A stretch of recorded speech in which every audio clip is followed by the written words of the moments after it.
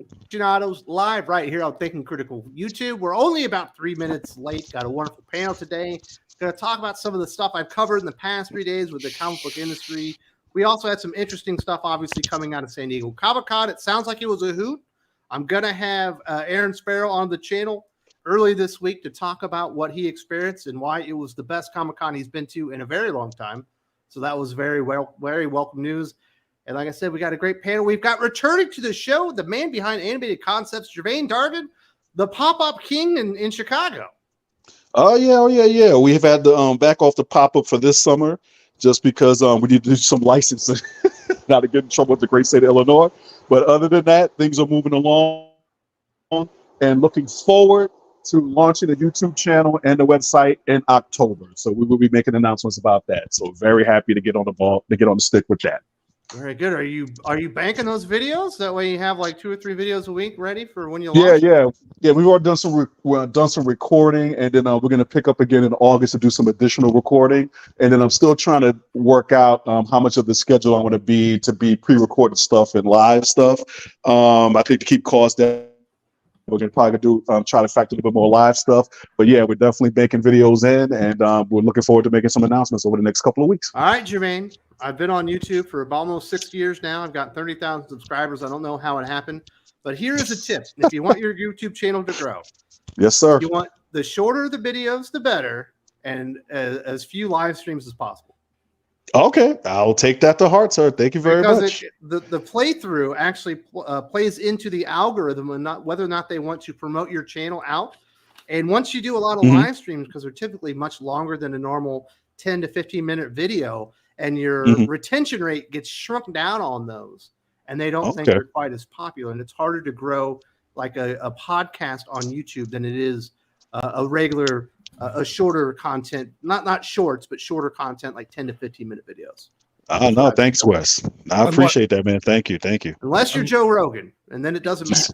Yeah, you beat me to it. What were you saying, Gabe? Did I interrupt you? Who, me? I didn't say anything.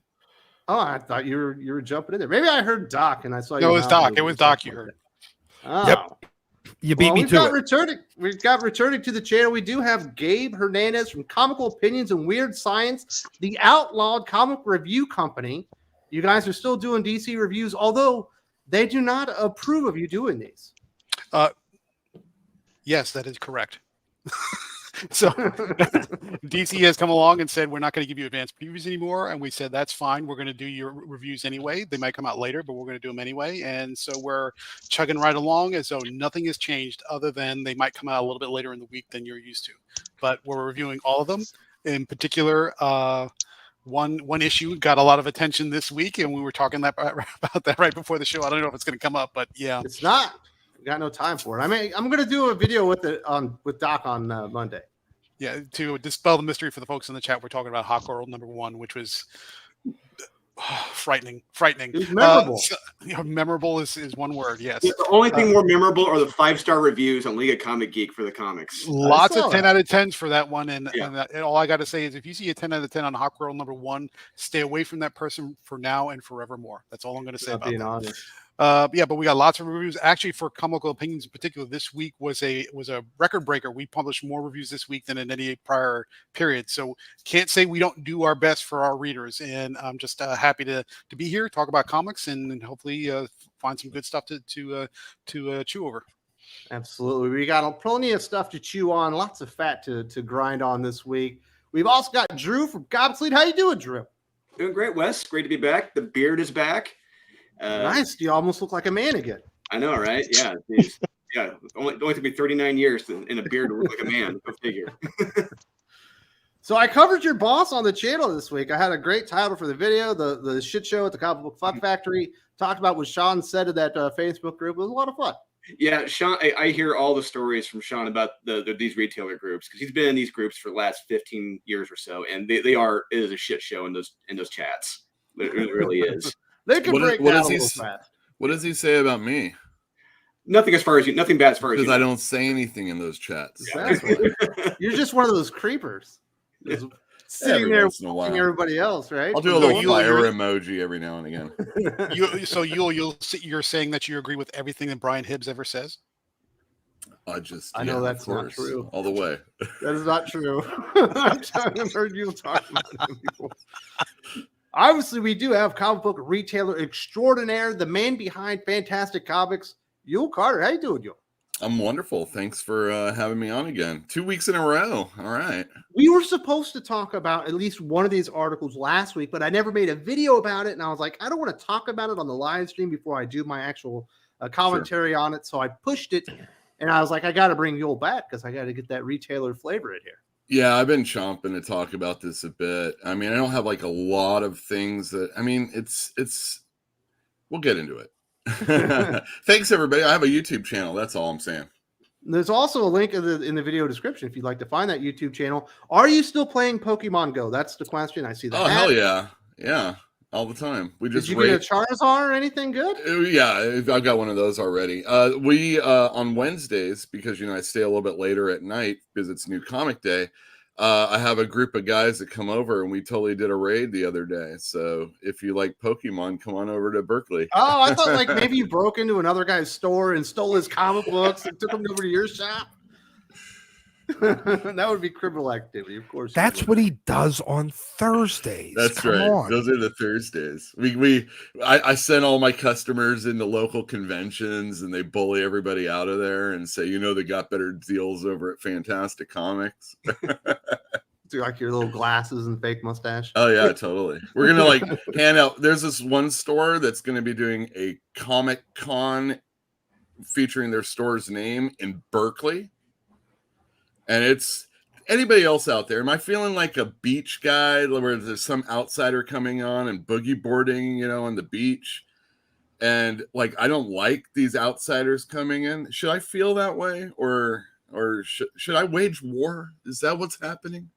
Yes, you should start a Twitter beef or a YouTube beef with it and get a little bit more spotlight. It would help both of us. I really think Absolutely. I should start doing that. Okay, I am. Thank you. Yeah. My goodness. Who else we got here? Have I covered everyone but Doc? I think I have. Last but not least, so someone asked, you guys all have YouTube channels. That is not true. Doc doesn't have a channel, and Gervain's channel does not launch until October, but the rest of us all do. How you doing, Doc? People have been asking for your YouTube channel for a long time, and you just want to, remain floating around other people's channels. Exactly.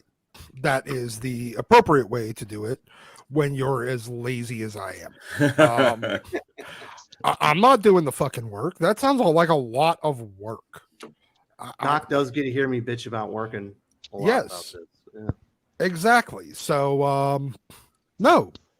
I'm not doing it. I mean, maybe if somebody paid me, but I have to actually do the work first and then actually build a following and then get monetized and then I get paid. It seems like a lot of fucking work for no sort of for a long time before I made any money. You should on every super chat, people. If you're doing this, especially because Doc's on the show, let us know in the super chat. Yes, exactly. So we need to monetize. He wants to gauge what his value is for the channel. Yeah, exactly. Damn right I am. This is what AL says. She says, I disowned my son because he's deleted his Pokemon Go app. Whoa. Was that the right move? Yeah, it's totally. I was pretty embarrassed for my son this week. So this is what happened. So my son is 8 years old. He's newly 8. He's a very young 8. And I have discovered lately that he is finding himself attracted to other young ladies out there, specifically in his age range. And I'm finding that he's actually very shy. If there's a girl that he thinks is cute, he feels like he cannot actually go and speak to her. But he would like to, obviously engage in some type of conversation or whatever. And so I'm getting the idea that this is happening to me, Yul. And so we go to this function on Friday, and we got this family coming in from out of town. We're having a big barbecue for them. They have a daughter right around his age. When my wife sees the girl, and she's obviously friends with the lady, she lets the girl know, wow, you're so pretty. It's nice to see you. And then my 8-year-old says right in front of her, I agree. So obviously, I'm like, okay, he thinks this little girl's attractive. and he wants to talk to her. And this is what he came up with. This feels like the most Doc thing in the history of the world. So rather than going up to her and speaking to her and be like, oh, where are you from? What do you do there? I do Taekwondo. You do this. We have stuff in common. He just kind of circles around her, the entire party, makes goofy faces and says stuff really loud, hoping to get her attention. Yes. That, for the record, that does not work with anybody. Not work. No, Hey, peacocks have been doing it forever. I know. That's Those what he was whooping trying. birds and stuff. Yeah. I try to pull him aside and give him some pointers. Like, just go and speak to her like she's a human. And that did not work. He just kept like making these weird noises. It looked like he was having a seizure at one point. And that's the Dan Slott way of writing a comic book. You know? I like a girl, so I'm going to write about her in my comic book. I didn't disown him, obviously. We've all been there.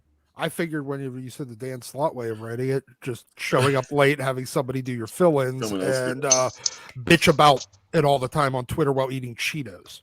It'd be mom setting up the dates for me, I guess, if I was Wes. Why are we upset that Perch is right? I don't know. Someone says, I hate to report Perch is right. Did comics die? Did comics not die? Not yet. It sounded like Valiant did. I want you to know, for you, Wes, I ignored him every time on my show this week. Who? Perch. He was chatting in the chat. Oh, I like Perch. I'm joking. I just didn't see it. You didn't give Perch a shout out while he was supporting your channel? I just did now. Oh my goodness. Bigger location right here. Less people know over there. So, over here. I would like to know what Perch is right about. I'll probably agree with him. Well, he did a video recently about Valiant, but what he talked about was kind of old news because he's always, a week or two behind, the breaking stuff. So he was talking about Valiant basically offloading everything to, what is it, Alien? Alien books or something like that. Yeah, that's the kind of old news. So it didn't really, he was accurate, but there was nothing groundbreaking in that video. Oh, Arby's is gross is what he was right about? Whatever. Oh. Someone says Perch is going through his emo phase. Is that correct? He keeps talking about canceling his channel, right? A little bit. He says he's winding down. Yeah. Whatever that means. Channel suicide. So yeah. What's channel suicide?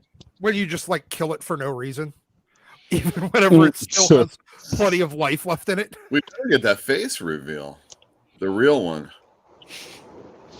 I've seen his face out there in the wild before. I just don't think people knew it was him. Yeah. Well, a production is what I'm saying. Perch is down to one video a day. That's genius. That's the goal, man. 3 videos a day was one of the hardest things I've ever had to do in my life. Just to think of 3 topics that were worth covering.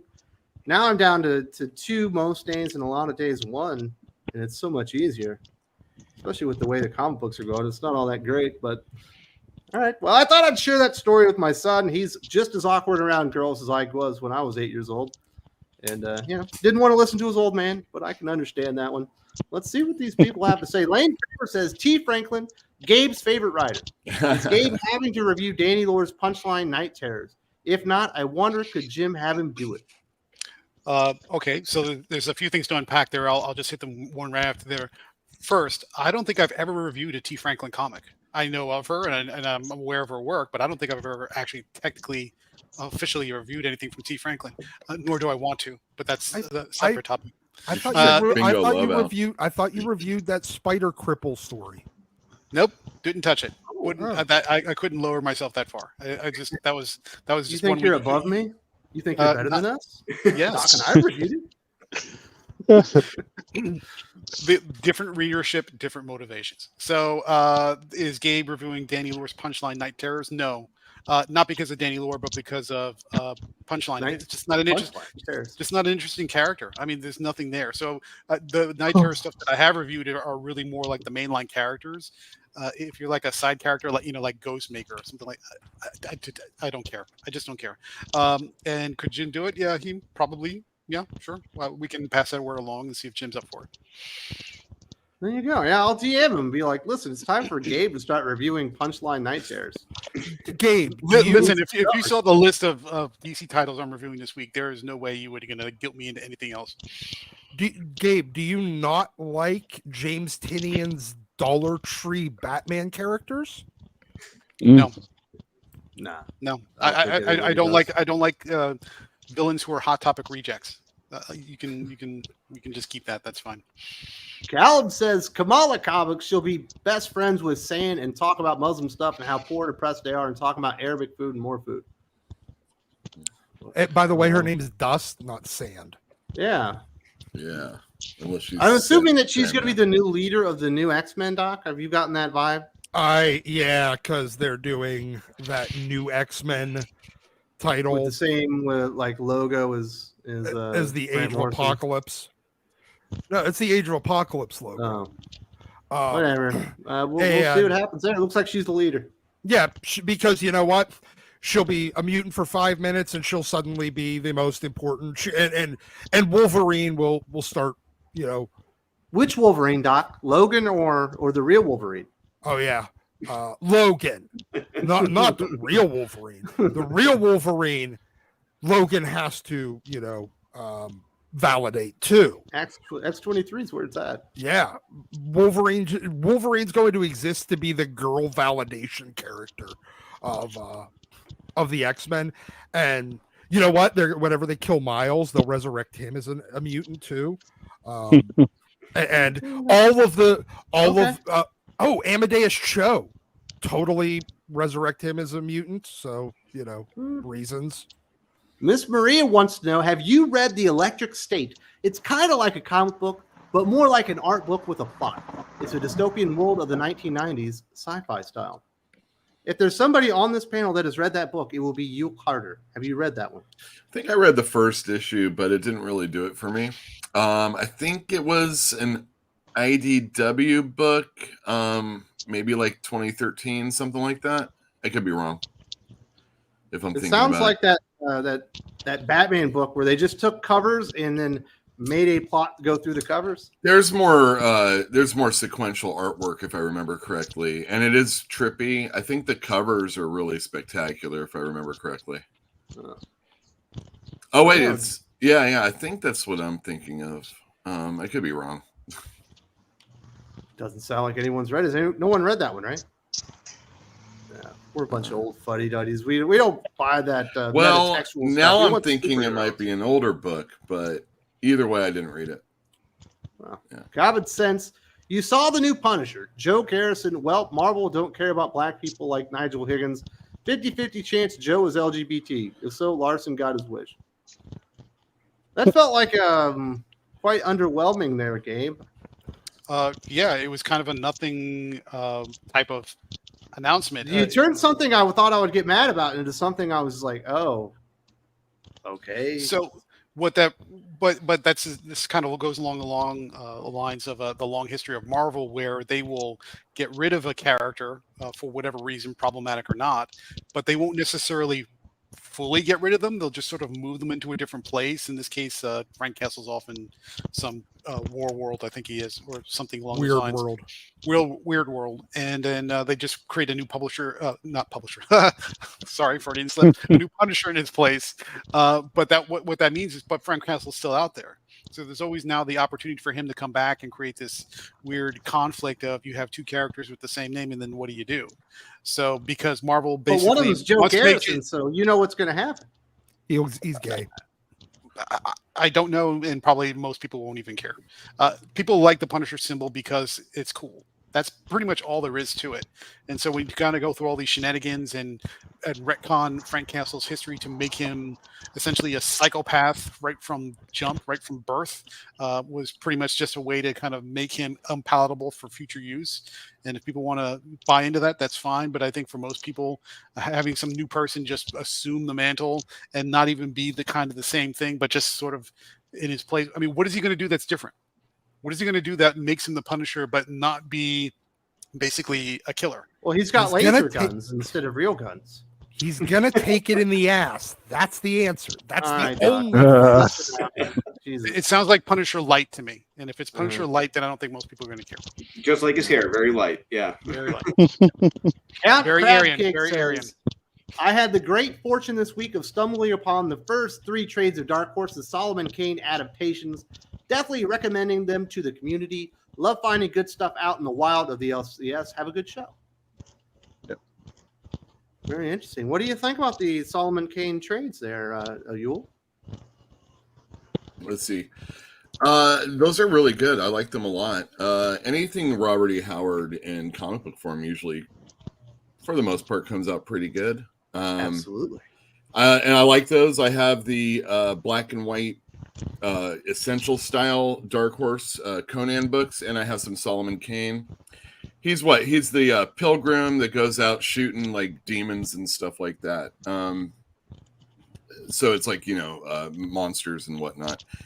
I'm also really looking forward to Titan doing Conan coming up I think this week, maybe next week. Yeah, coming up. If you haven't read the first issue, I can get you a review copy.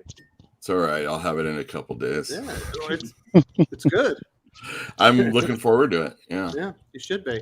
Now, you and I had talked about this before we went live, but Dark Horse actually had a panel at San Diego Comic-Con, and they said something really interesting, obviously, that's going to kind of tie into the bigger picture that we're going to talk about here in a moment. But they said 1% of their production is manga related. They're talking about Berserk and some of the manga titles that they do have, and they actually represent 65% of the revenue. Do you believe that? Wow. If that's what they say, I'll believe it. That's wild, though. Like over half of their profit is on 1% of. Well, I don't know about profit. Oh, not obviously profit. They have to license the book. You're but right. It's revenue generated. Revenue. So over half of the money that they generate, it's on 1% of. What do you do with that other 99%? Right. Jesus. Yeah, why don't you pivot from stop making original comic books and just being a I don't like that competitor for idea Viz either. Media, right? Dark Horse still does put out neat things, and if you like Hellboy and Mike Mignola, that stuff You is got the Jeff Lemire Black Hammer universe, or at least you did. I think it might have. No, it's coming back, and Matt Kent also does a lot of stuff over there. He's got his own imprint. Fan. Yeah.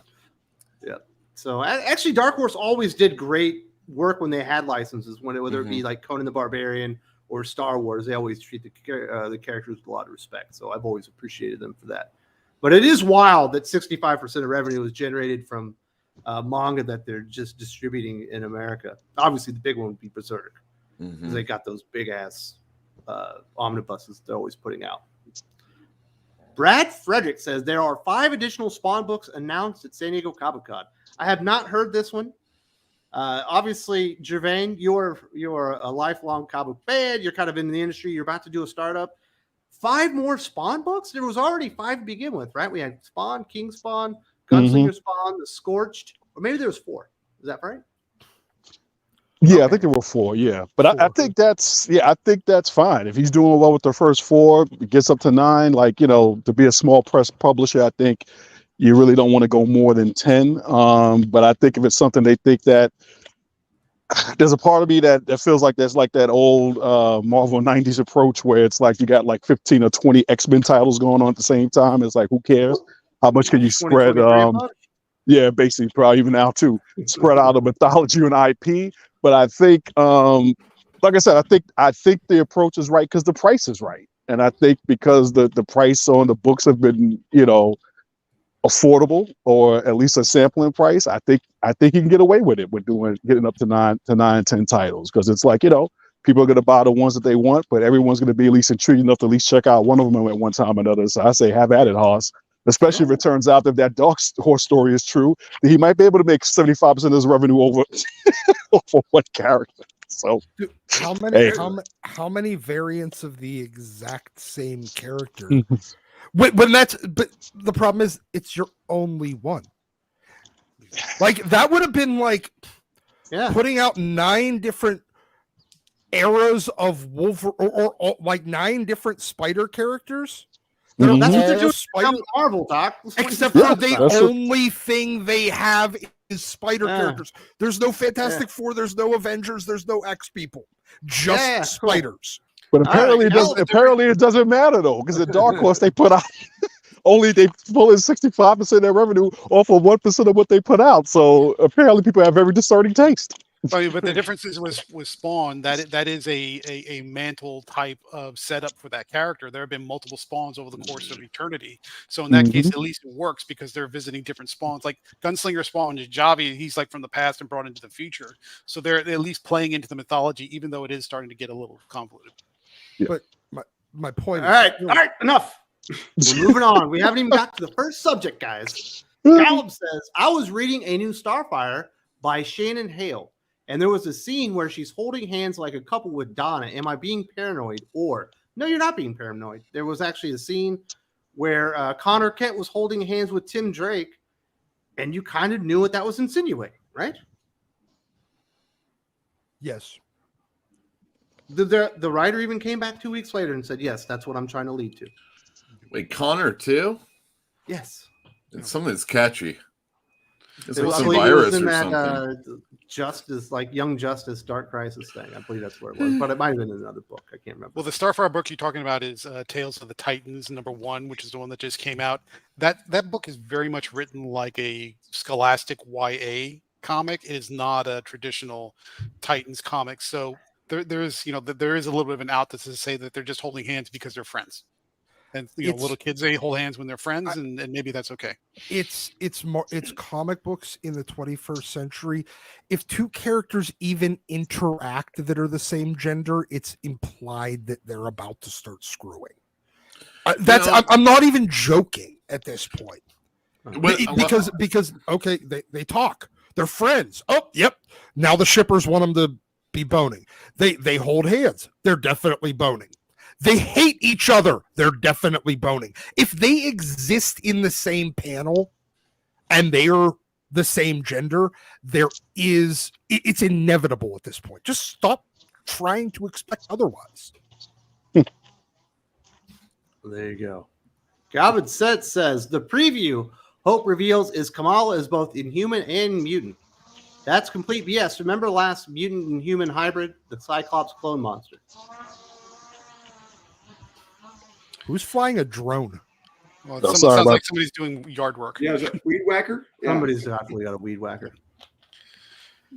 Yeah, apparently the Iman Vellani, who is the actress who does the Ms. Marvel Disney Plus TV show, she's co-writing the miniseries that's coming up, I think, in August or September, and she stated that they're not retconning her inhuman genetic history. They're just turning into her mutant, and they're using that to justify her establishing Kamala as a biracial mutant because she's inhuman and mutant. So they're kind of playing on that one a little bit. It's weird. I don't know how they're going to make it work. And she's supposed to be she's supposed to be resurrected next week or by next week, because next week is the Hellfire Gala, and she's supposed to be in attendance at the Hellfire Gala. I don't know how they're doing it, because nothing came out this week to make that happen, but supposedly that's happening. Look, we all know how this works. The Terrigenesis cloud kills mutants. Okay, she went through it. They are going to make her the Messiah.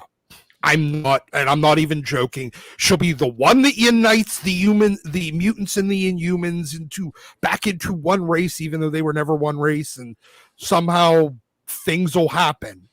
But they are going to turn her into mutant inhuman Messiah. Oh, that sounds like fun. Gallup says, reading T. Franklin will give you an ISTD. Yeah, give you absolutely. You give some eye herpes. You don't want that. No fun there. Lade Craver says, man, with Amazing Spider-Man in October, it gets darker. Why? That's a question for Yule Carter. Why is this happening? I don't know why. You love Amazing Spider-Man. You said it was still good. And I'm liking that Doc Ock bit, but then they're throwing in that real stupid character from Dark Web. And am I really going to have to pay attention to that guy? And you know what? When normal people that aren't just on YouTube and social media are starting to bitch about ASM, I'm done. I'm done defending it. And you know what? I'm gonna buy an old Spider-Man instead. Like this one right here. Look at this. Go out and buy an old Spider-Man. That's what I'm gonna do. Beautiful. Yeah. It's beautiful. I can't help. I don't know what the deal is. Zeb Wells, it's over. I'm done defending you, and you got to get the fuck off the book. That's it. You clip this, make a video about it. Say Yule even said it's time to go.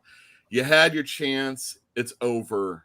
When people want Nick Spencer back, that's bad. You know, You got called up to the majors and you batted 0-50. you know, You back don't when get a he step. was doing fill-in issues of Spider-Man, back when like back when Alonzo was bringing Moffat in and stuff like that. They did that MTV story with the Sandman. That was fun stuff. And you know, he even did a couple of those Spider-Man issues when it was Ben Reilly recently that his were like the ones I liked more than any of the other people. And I thought there was real chance, and I've stuck it out. The Tombstone stuff was okay. I kind of care about Robbie's kid. I call him Robbie's kid. And, but overall, I'm just sick of all the noise about this Spider-Man. I don't know what anybody really wants from the character or the book, but what it isn't Zeb Wells. And that's it. Sorry, I I went think so long. She-Hulk, being one of the writers in the She-Hulk writers room, may have ruined him for life. Maybe. That's what did it.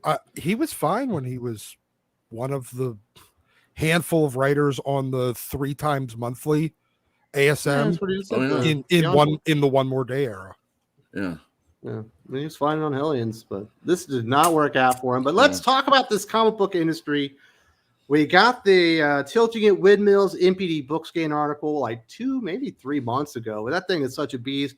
I finally talked about it this week. We also had the weird breakdown on the Facebook retailer page that was covered in Bleeding Cool about 7 weeks ago. And then finally, there's an article from Sketch this week where they talk about a lot of retailers in the current state of their comic book shops. And it just paints a really bad picture across the board. I'm hoping that our resident retail expert, Yul Carter, is here to tell me that, Wes, you're reading this all wrong. And actually, things are great. They've never been better. Things are great. They've never been better, Wes. Well, perfect. I read it all wrong. Well, I mean, first off, they lead with a lot of stores that are not in America. Don't really care. Don't really care. You don't make up the comic book industry that anybody gives a shit about, really. You're just a lot of noise. And you're very important. Out on important. Big Bang Comics in Dublin? Yeah, well, Irish pride all the way, but still, give me a break. Who cares? What do you get? Comics 3 weeks late? I would be willing to bet that the UK, like the whole UK, Ireland, Scotland region, their actual comic market is probably the size of Pittsburgh's. Dude, they sell Tintin. We all know this, okay? Little Asterix. I need a Tintin Tonton. And how much Spider-Man? If it isn't probably something for classic, probably doesn't sell, I assume. How many British comics do you get sent over here, What do they always 2000 look like? AD? 2000 exactly. AD. Hey, give me a little Judge Dredd? Dredd, please. All right, so enough making fun of them. Yeah, it's not great, but I'm selling funny books, There are stores that drop off, there are stores that start up. It happens all the time. It's usually like, oh, I'm getting out of business, I'm selling to some customer or former employee and stuff like that. Or,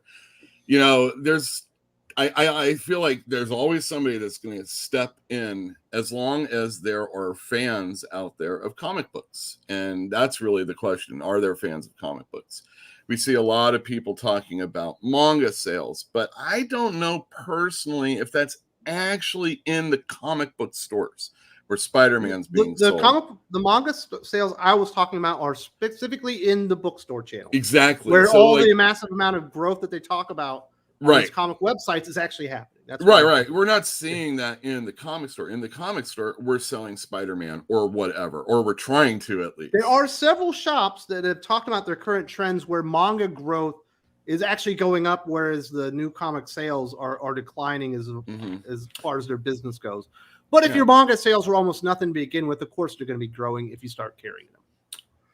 I've been noticing a lot lately. And the thing is like, you have X amount of customers, and then you kind of decide like, well, how many do I need to continue with before I, to really start being successful.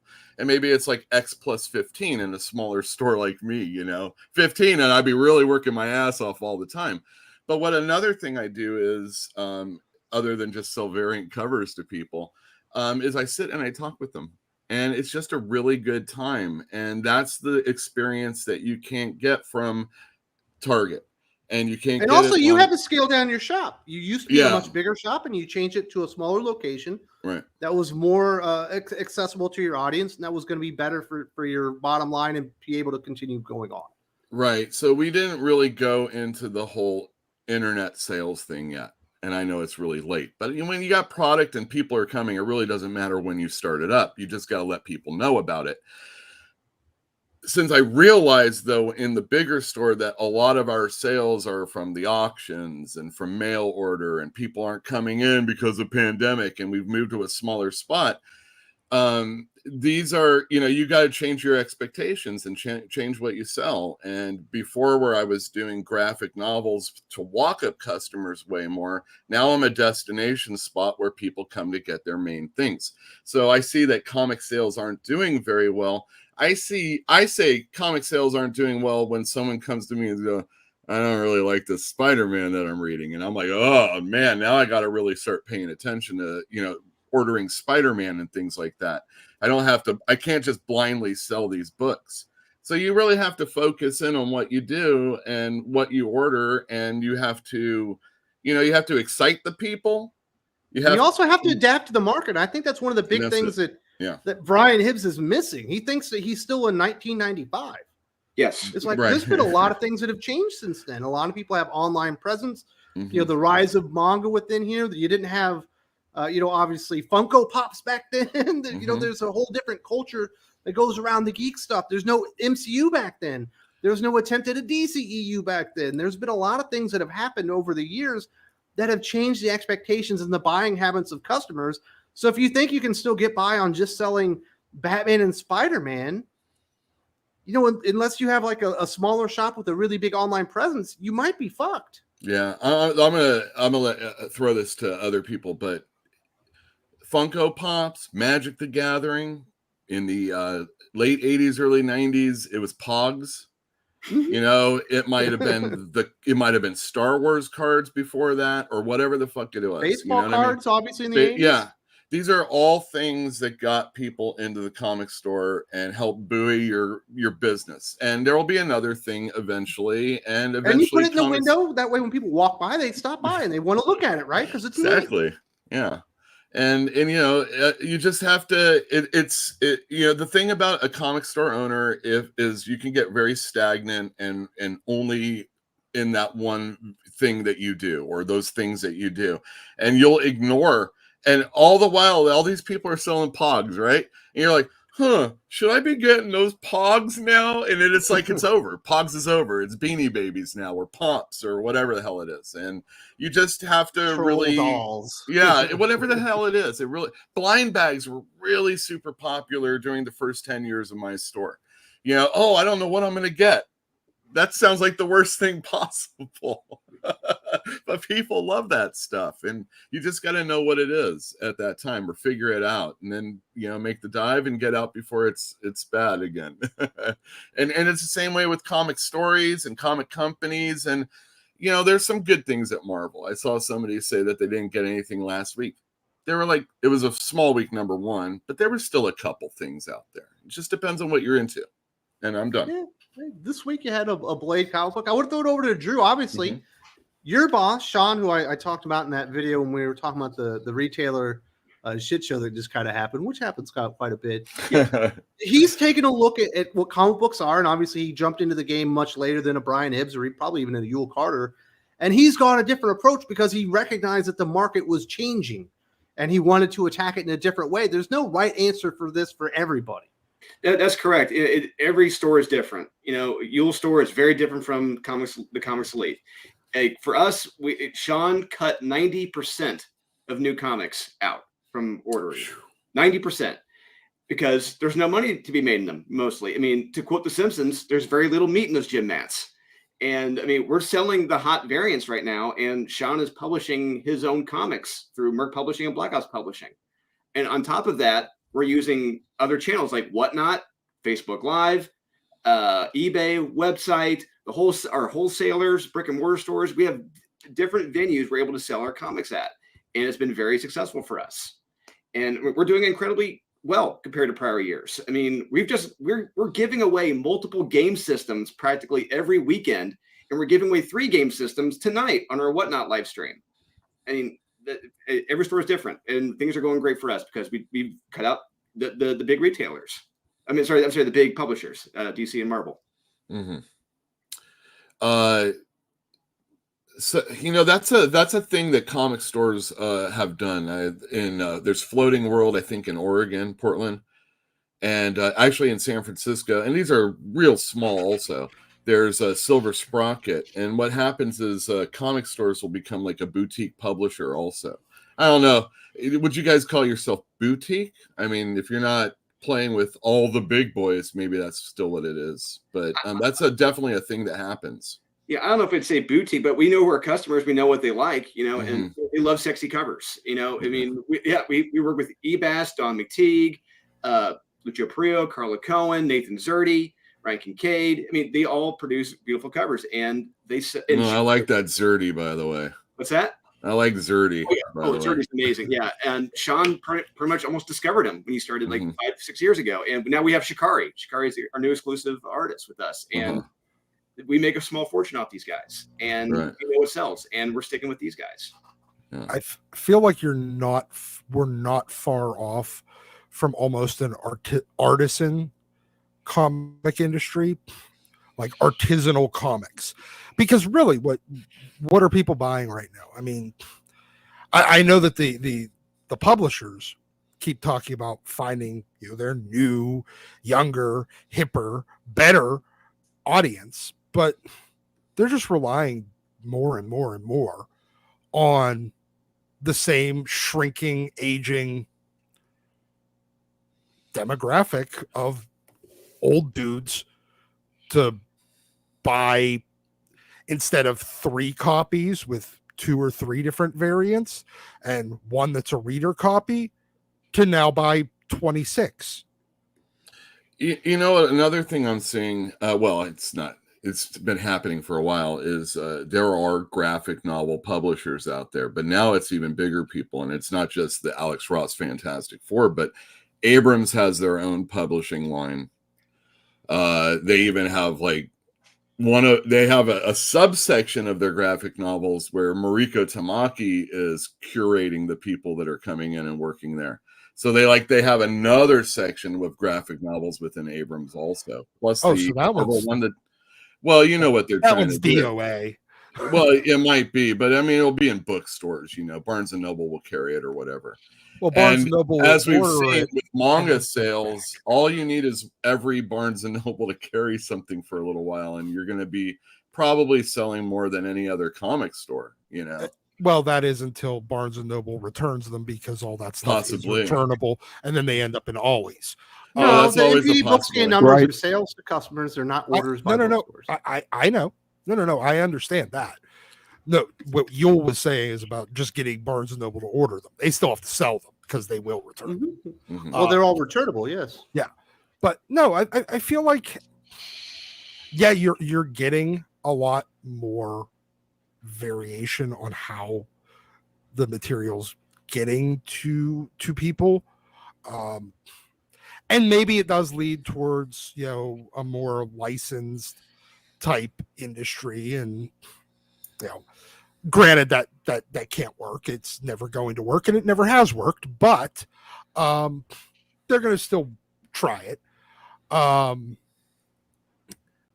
But at the end of the day, look, when we getting back onto the issue of, Brian Hibbs and his thoughts on this. Brian Hibbs, his brain is a hammer, and every single problem in the comic industry just looks like a nail to him. And that's what it comes down to. everything essentially with Brian boils down to it's not 1996 anymore, and I don't like it. He's the guy who doesn't think he has to evolve, or the creature thinks he doesn't have to evolve. He just stay the same all the way from beginning to the end, and business operates. Well, he also thinks that the problems that he did, and let's be honest, Brian was helpful and somewhat instrumental in helping fix some of the problems in the comic industry in the 90s. The problem is he thinks that he can, if they just go and do the same things that he told them to do back then, it'll somehow fix it. My Brian Hibbs thing is that he'll attack the publishers. So like when FOC was instituted, it was because of Marvel fucking up, and the suit was against Marvel. But he never ever looks at Diamond. You know what I mean? Every publisher that leaves, like when DC leaves Diamond, it's like a psychopathic move. Him and Eric Stevenson were all about that. He's like, oh, this publisher has let me down and they're ruining Diamond and stuff like that. But you never ever look at the reason. That's the one thing I'll say. He doesn't look at the reason why people are willing to leave Diamond. I like where you're going with that, and I want to talk to Gervais about this. I want to get your perspective. Please go ahead. Brian, he does have some legitimate concerns. He does spell out how he makes money and what his margins are and why this company leaving Diamond is bad for him. But these are all just symptoms of the much bigger problem, Gervais, that we're kind of experiencing within comic books. All the variant covers that are going out there and having to sell the same comic book to multiple customers are all just symptoms of everything that's happening. Having speculators is actually a good thing, and having variant covers that speculators want to buy could actually be a good thing if it was side by side with the healthy industry. The real problem that Brian Hibbs and most comic book retailers, if they're struggling right now, and it sounds like a lot of people are, is that the stories just aren't good enough right now. And they never say you need to write better comic books, or we need a consistent direction with your publisher, or you need to do this or that. It's always, it's Image left Diamond, that's going to ruin everything. Looter's up, and that's DCBS, so that's ruining my business and all that stuff. When all of these problems, if there was good comic books and people were excited about the stories, none of this would be an issue. I agree 1,000%. I go back to it every time because it's the most recent. It's the most, in my mind, it's the most recent great example of that. But nobody gave a crap about any of the stuff that you just mentioned when House of X and Powers of X dropped. Nobody cared. Nobody cared about the distribution. Nobody cared about what Diamond was doing. People heard there was a good X-Men comic at the stores, and they came out and they bought the book. It was like going to comic shops. And the sales grew every single issue, essentially. And went up every single issue. So at a certain point, product counts. Sorry. And what you have is you have a bunch of people creating books. And I'm gonna give a high five to Drew. Is that what Drew is talking about is having some idea of product sense, of knowing what your product is, who you're selling to, what they want to see in that product, and then crafting a product around that. And that's what's ultimately going to get people back into this industry, and then letting people know when it's coming out and where they can buy it and things along those lines. Then you can get into the whole things of promotion, distribution, and all that. But if you don't have a product that somebody actually wants, then what are we really talking about here? And so there are nice conversations to have about, like, because I do feel like in terms of the industry being in the way that it is, that Diamond played a big role in that, because my opinion is, as the exclusive distributor, especially for North America for so long, they were responsible for creating that distribution footprint. They were responsible for getting the books into more stores and more places. And I just think they fell down on that, and that's why a lot of publishers left them. But at the end of the day, if you had a good product, if you put that if you sold on a website direct to consumer, or even in the traditional direct market shops, you just wouldn't be having this discussion half the time if the stuff was any good. And it's just because not. You would be able to hire the guys to come in on Tuesday and Wednesday because you have 2 distribution days. And it wouldn't be such a bad thing when you were doing your ordering, when you knew, these 12 titles, no matter what, are going to be hot every single month.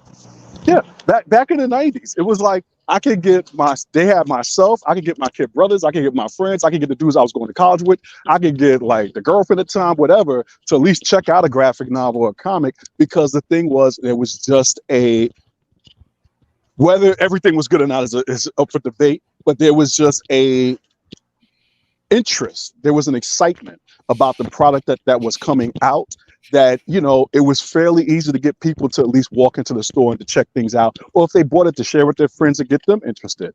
And there's just none of that going on right now. Like when we do the pop-up shop, when we do Secret Identity, it's like a lot of times what it is that I better have, like, you know, 50 Black Panthers for sale, because I'm gonna have one person come through and they're gonna wipe me all out. Like right now I'm down to like a little golden book I'm trying to move Black Panther. That's how, but that's knowing that audience, and knowing that audience, and knowing that a lot of times what it is, and again, I'll give another high five to Drew. Sometimes what it is, it's just characters and covers. That's what gets people to pick up a book. The story comes after the fact, but initially, what we have to remember is these things, comic book covers, they're supposed to be billboards. They're supposed to be billboards, not art museum pieces. Sorry. And a lot of times when people are coming through for us, whether they're lapsed, current, or newbies, they just want something that looks like a comic. Yeah, it's crazy. Like one of the things I would do, like, you know, we just talking about that Dark Horse thing here, Gabe. What we've seen the Image has done with The Walking Dead, they're not making Walking Dead anymore, but they're re-releasing, they're coloring all the issues and they're re-releasing it in color. Can you imagine if they decided to re-release, or I guess it would release for the first time in a floppy format, Berserk, but with colored images for the first time? I think that would actually sell. Like, people would want to read the inside of the comic book because they would see it in a different light for the first time. Would they upset the manga crowd, though, if they did that? I don't know if the manga crowd would like a colored... Colored manga is becoming a thing. We're seeing it more and more. I mean, I think there would probably be stronger appeal for a Western audience for colored manga than you would in an Eastern audience. As a guess, I don't know that for sure. I don't have any data to back that up. I'm guessing. I don't think anybody necessarily would have a problem with it. I'm not sure you would get the sales 50-50 between a Western and Eastern audience. I think more Western. Well, this would all be geared for a Western audience. It's for distribution into the direct market to actually have comic books that sell. But to the earlier point, the Walking Dead sells because it's a kick-ass story, and there's an emotional attachment because of the show. Because of the show, and the show is not a perfect translation, but it's close enough to get the job done. And then Berserker and some of these other manga titles that Dark Horse is putting out, these are great stories, and people get invested in them and they like them.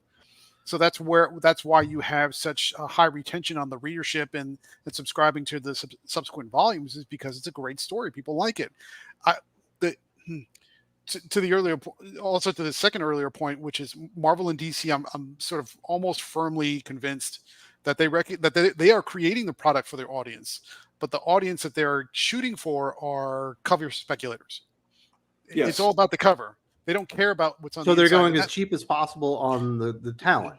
Well, some of the cover artists are not that cheap. Well, so I'm talking about just the inside of it itself, because it doesn't matter how good. Yeah, I'm quickly approaching the conclusion that Marvel and DC actually don't really care about what's in the comic, as long as the cover looks great, because they know that's where they're going to make up their sales. Now, that's a cynical point of view. I wish it wasn't that way, but the financial truth of it is that's the reason they're still making the money that they're making, is because they put out umpteen number of variant covers from top tier artists that look fantastic. And then when somebody comes into the LCS, and I know every LCS is different, it's anecdotal. This is not a blanket statement, but I have enough exposure to several shops where they come in and they say, yeah, somebody will come in and they'll buy cover A, cover B, cover C, cover E, cover J, or whatever the covers are. And they're like, well, what did you like about the story? It's like, oh, I don't read the story. They just bag it and they put it in a box, and they're waiting to make their money back on eBay resales at a 20% markup, or they just like the covers because they just love that character. Before I realized what variants, before I realized what variants were, they got me at least 5 times on that one. When I didn't realize I was picking up the same book. The same comic? Buying the same comic each month. I was, oh, that's a great cover. Let me pick that one up. And before when the minute I got out the store and cracked it open, I was like, oh, damn, what's going on here? But I think I think Gabe is right on that one. It's like, again, I'm bringing up when we do Secret Identity. It's like, nope, we don't have like books sitting out there for people to flip through. I mean, they're all back issues or, back issues, stuff like that. But the thing is that people are literally picking the books up based on the cover and the character. That's it. And then if it turns out that, they like the story after the fact, then I assume they'll go hunt it down. I've had people come back and ask, hey, do you have the full run of this or something like that? Or I just tell them where they can get it from. But the simple fact of the matter is, it's definitely more of a cover game than I think it's ever been in the history of this industry. Yeah, Marvel and DC are not populated with all stupid people. I mean, there are a lot of stupid people in Marvel and DC, especially on the lower end of the editorial layers. But they're not all stupid people. They know that I can hire the cheapest, whatever writer and internal page artist to put this comic together, and it doesn't have to make sense. The story doesn't have to go anywhere. We don't have to accomplish anything big. But if I take all the budget that I have in that comic, and that's how it works. A comic has a budget, right? If you're doing a single issue, or if you're doing 6 issues, or if you're doing an ongoing, you get a budget. It is a finite amount of money. And so it's very easy to come to the conclusion. They say, well, if I take most of that money and I put it into Art Germ, if I get, Peach Momoko, if I get whoever else on these covers, then I'm going to make my money back and then some. Whoever's on the internal, it doesn't matter, because the covers are where I'm going to make my money. They know this, and it's kind of like a sort of a vulture type mentality, where it's sort of the industry's eating itself, because it's looking at the short-term cash bump instead of the long-term value of creating memories that people are going to want to come back to this title, because you're only getting the hit for that 1 month. And so that's the plus and the minus, is you're getting that short-term cash at the expense of longevity and customer attention, but they don't care because they want the short-term cash. To be perfectly honest, I don't believe they actually believe they'll still be here as an industry, or themselves in an industry 3, 4, 5 years from now. So why worry about the long term when there isn't a long term for comics in their current iteration? Yul, is that the impression that you get with DC and Marvel in the way that they're operating and obviously being business partners with you, that they don't have the long-term gain or game plan, and they don't think they're even going to be around? I don't know about that. Come on, Yul. So I've thought about it for a while. I mean, one of my first times when I came on here, it was like, it feels, I was railing about all the Batman then, and killing the goose with the golden eggs and all that stuff. It feels like somebody has a golden parachute and they're just trying to like sap us dry for all the money, and then they're going to get out and go. But cover schemes or things to get people to come in and buy comics is the goal. And I don't think that, like, they are to some degree creating content for all the streaming and the companies that they belong to and the movies and everything. So it is free. And when we see writers going on strike right now, the comic book people should really be thinking. Well, they don't want to get called scabs.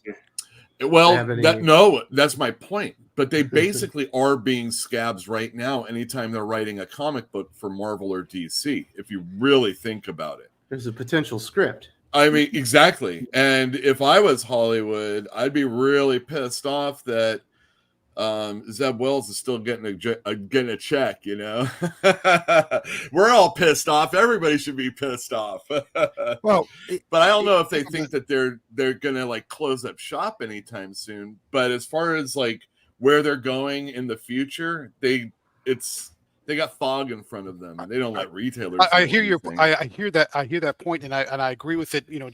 Philosophically, the part that I struggle with is I'm trying to think of a storyline from any publisher for any character within the past 12 to 15 years that was good enough to be adapted into anything that was worth a damn, and that's a struggle. Well, the God Butcher with Thor was certainly one of them. The thing with the movies and the stuff that they do is they just jam 50 things in anyway. So look at the Superman movie. It's basically every character in the DCU is going to be in this one or whatever. And ever since the second Batman with Michael Keaton, it was 3 freaking villains. You know what I mean? And it's always had to be that. Why can't it just be Electro? Why can't it just be? Then you get to Spider-Man 3, and you're like, "What a crap show this thing!" ended up being. Exactly. It's Venom. It's this. It's Green Goblin, and it's like it was an annual that Steve Ditko did, and they had the great idea to put all these villains in for one whole issue. And now it's every goddamn movie. It was Ra's al Ghul and somebody else. And it's like, what? How is Ra's al Ghul not the only villain in a Batman movie? And we could look at anything. So they just need to make content in comic books also. They don't necessarily need a story. They'll just take a good old one and then they'll put Carol Danvers in it or whoever. Sorry, Don. No, you're fine. I wanted to come back to the idea of their sales practices. And I think this is something else that is also an issue in addition to them not. I think a lot of them expect to either be out of the industry or for the industry not to exist. But I also think that you brought up a good point about their marketing and advertising side. I think the problem is you have people that can't work. If they were any good at marketing and advertising, they wouldn't be in comics. So you have somebody like David Gabriel over at Marvel. I don't know who does it at DC. And honestly, I don't really care because all that guy does is copy David Gabriel's homework anyway. And he's kind of like a Brian Hibbs in the fact that he sees a problem. He only has one solution to it, and that's more variant. Make more variant. That's it. It's the only solution. Sales going down. Well, we had 5 variants before. Let's make 7. Well, we had 7 before. Let's make 12. And then you get to the point where you're at right now. Oh, well, the first issue had a variant. Well, let's put one on the second too, and the third, and the fourth, and to the point where you're now at like 12 issues, and it still has 7 variants, and the number keeps going down. But how many issues before it gets down to an A cover only? Is there a book published by Marvel right now that doesn't have a variant? Some of the miniseries. Okay. By the 3rd and 4th issue sometimes. Okay. But like is there an ongoing, I mean, as much as Marvel has ongoings, which, they really don't, but is there an ongoing right now at Marvel that doesn't have at least 2 covers? I don't think so, either at DC. Yeah. So again, you have people that are not very smart who only have one tool in their toolbox. And you have a whole lot of people in this industry that understand that are only one-dimensional thinkers. They can't think outside of their one tool, and every problem looks like the nail. So, well, there's the big problem that's heading our way, Doc, and we'll kind of start wrapping it up on this point here. I do want to throw it to you'll obviously be the retailer. Yeah. The big problem, I believe, is the price. Right now, basically, almost every DC comic that's being produced that has a character of significance is $5 at a minimum. There are a few $4 comic books out there, but there's far more $5 comic books than $4 comic books at DC. Anything that's some type of anniversary issue, issue number 1, it's normally plus sized and it costs $6 or $7 at a minimum. Marvel is starting to catch up. It looks like Spider-Man is now a $5 comic book. I imagine X-Men will be a $5 comic book soon. And very soon the norm will be $5 for a single issue kind of across the board. And the way that this is accelerated over time, we're only around the corner, maybe, what are we, 18 months away from the $6 being the normal price for a comic book. And eventually, the customers, there aren't enough people to support the product at that price if they don't feel like there's any value to it. Mm-hmm. Other than maybe the speculators, but the readers have already kind of they're being driven off, and I think that will drive them off even further as the prices continue to escalate with no increase in quality. $5 is a lot of money. It's not a lot of money if you have reread value. If there's a reason to have it, it could be worth money later on. Comics are supposed to be disposable, and I guess $5 these days is disposable. No, it is not. No, it is not. Not for you. And many like me, my friend. Many like me. Well, what I'm saying is, you should have no problem with not saving a comic book. You know what I mean? You should not have the expectation that this first appearance of a character is going to be worth, a lot of money. It's nice to have it, and it's fun when that stuff occurs, but really, for the most part, throw that comic away so that makes mine worth more money. Or not, and that's fine. But, how many times, man, I sure would like to buy that pipe, but I'd rather put something in it, so I spend money on that. I'm just trying to think of something, how many times do you go out and eat? I didn't like that meal. You spent a lot more than $5, and you're just going to shit that out the next day anyway. Yeah, but you need food to live. You do, but you might not have needed that. Arby's. I'm just joking. Well, get out of here with that stuff. I need Arby's. I need the double-decker taco from the Bell. The price is expensive, but I had someone come in yesterday buy a $5. It was like $5.50 because it was like a special comic. And that wasn't as expensive as I thought. I'm shocked when I hear somebody say that. This is not even, and this was someone that isn't buying comics normally. They just came in on they were walking by. And so there are people out there that are going to say, oh, that's not that expensive. There aren't enough of them. There's not enough of them, but there's really the thing is there just isn't enough comic book fans. And I don't know if lowering things to $2.99. Because when you look at the numbers, there are a lot of comic book fans. They're just not reading DC and Marvel comics. That's but also $5 is not that expensive if you only buy one. Sure, yes. Right. But so for $9, you can get an entire volume of manga. Yeah, but manga takes 10 minutes to read, and then you spend $10. No, not a whole volume. Yeah, but it's a volume that can take an hour or two. I mean, that's the $15 manga when it's that thick. Okay, but it still it doesn't matter. It's but still $5, you're only buying one. How many pages do you actually read in a manga page? Tell me the truth. When there's no dialogue, you reread the naked pages more. I mean, no words. Look, you're like, I gotta reread it again because because there are no lollies on this panel. Let's I didn't mean it that way. Naked with words. The price is bad. I don't know if that's real. I don't know. $10 books seems so horrible. I see where people say that that's a good jump off part for like an anniversary issue and things like that.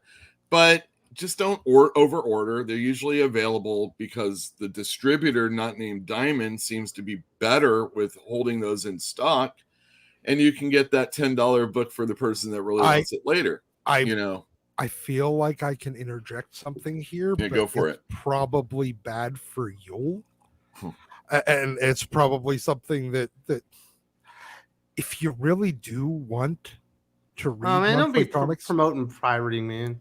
No. Oh, fuck no, dude. Nah. Trust me. Oh. That is the last thing, because I will never promote digital comics, and pirating is still digital comics. It sure is. But I will say if it unless getting it on Wednesday matters, Marvel actually still does their mail subscription service. Yeah, and I found this out. I thought that it went away, but if you go, if there's only one book you're buying, and say there's like one book that you like, but even at $5, it's questionable, and is really buying one book a month worth going to the comic store?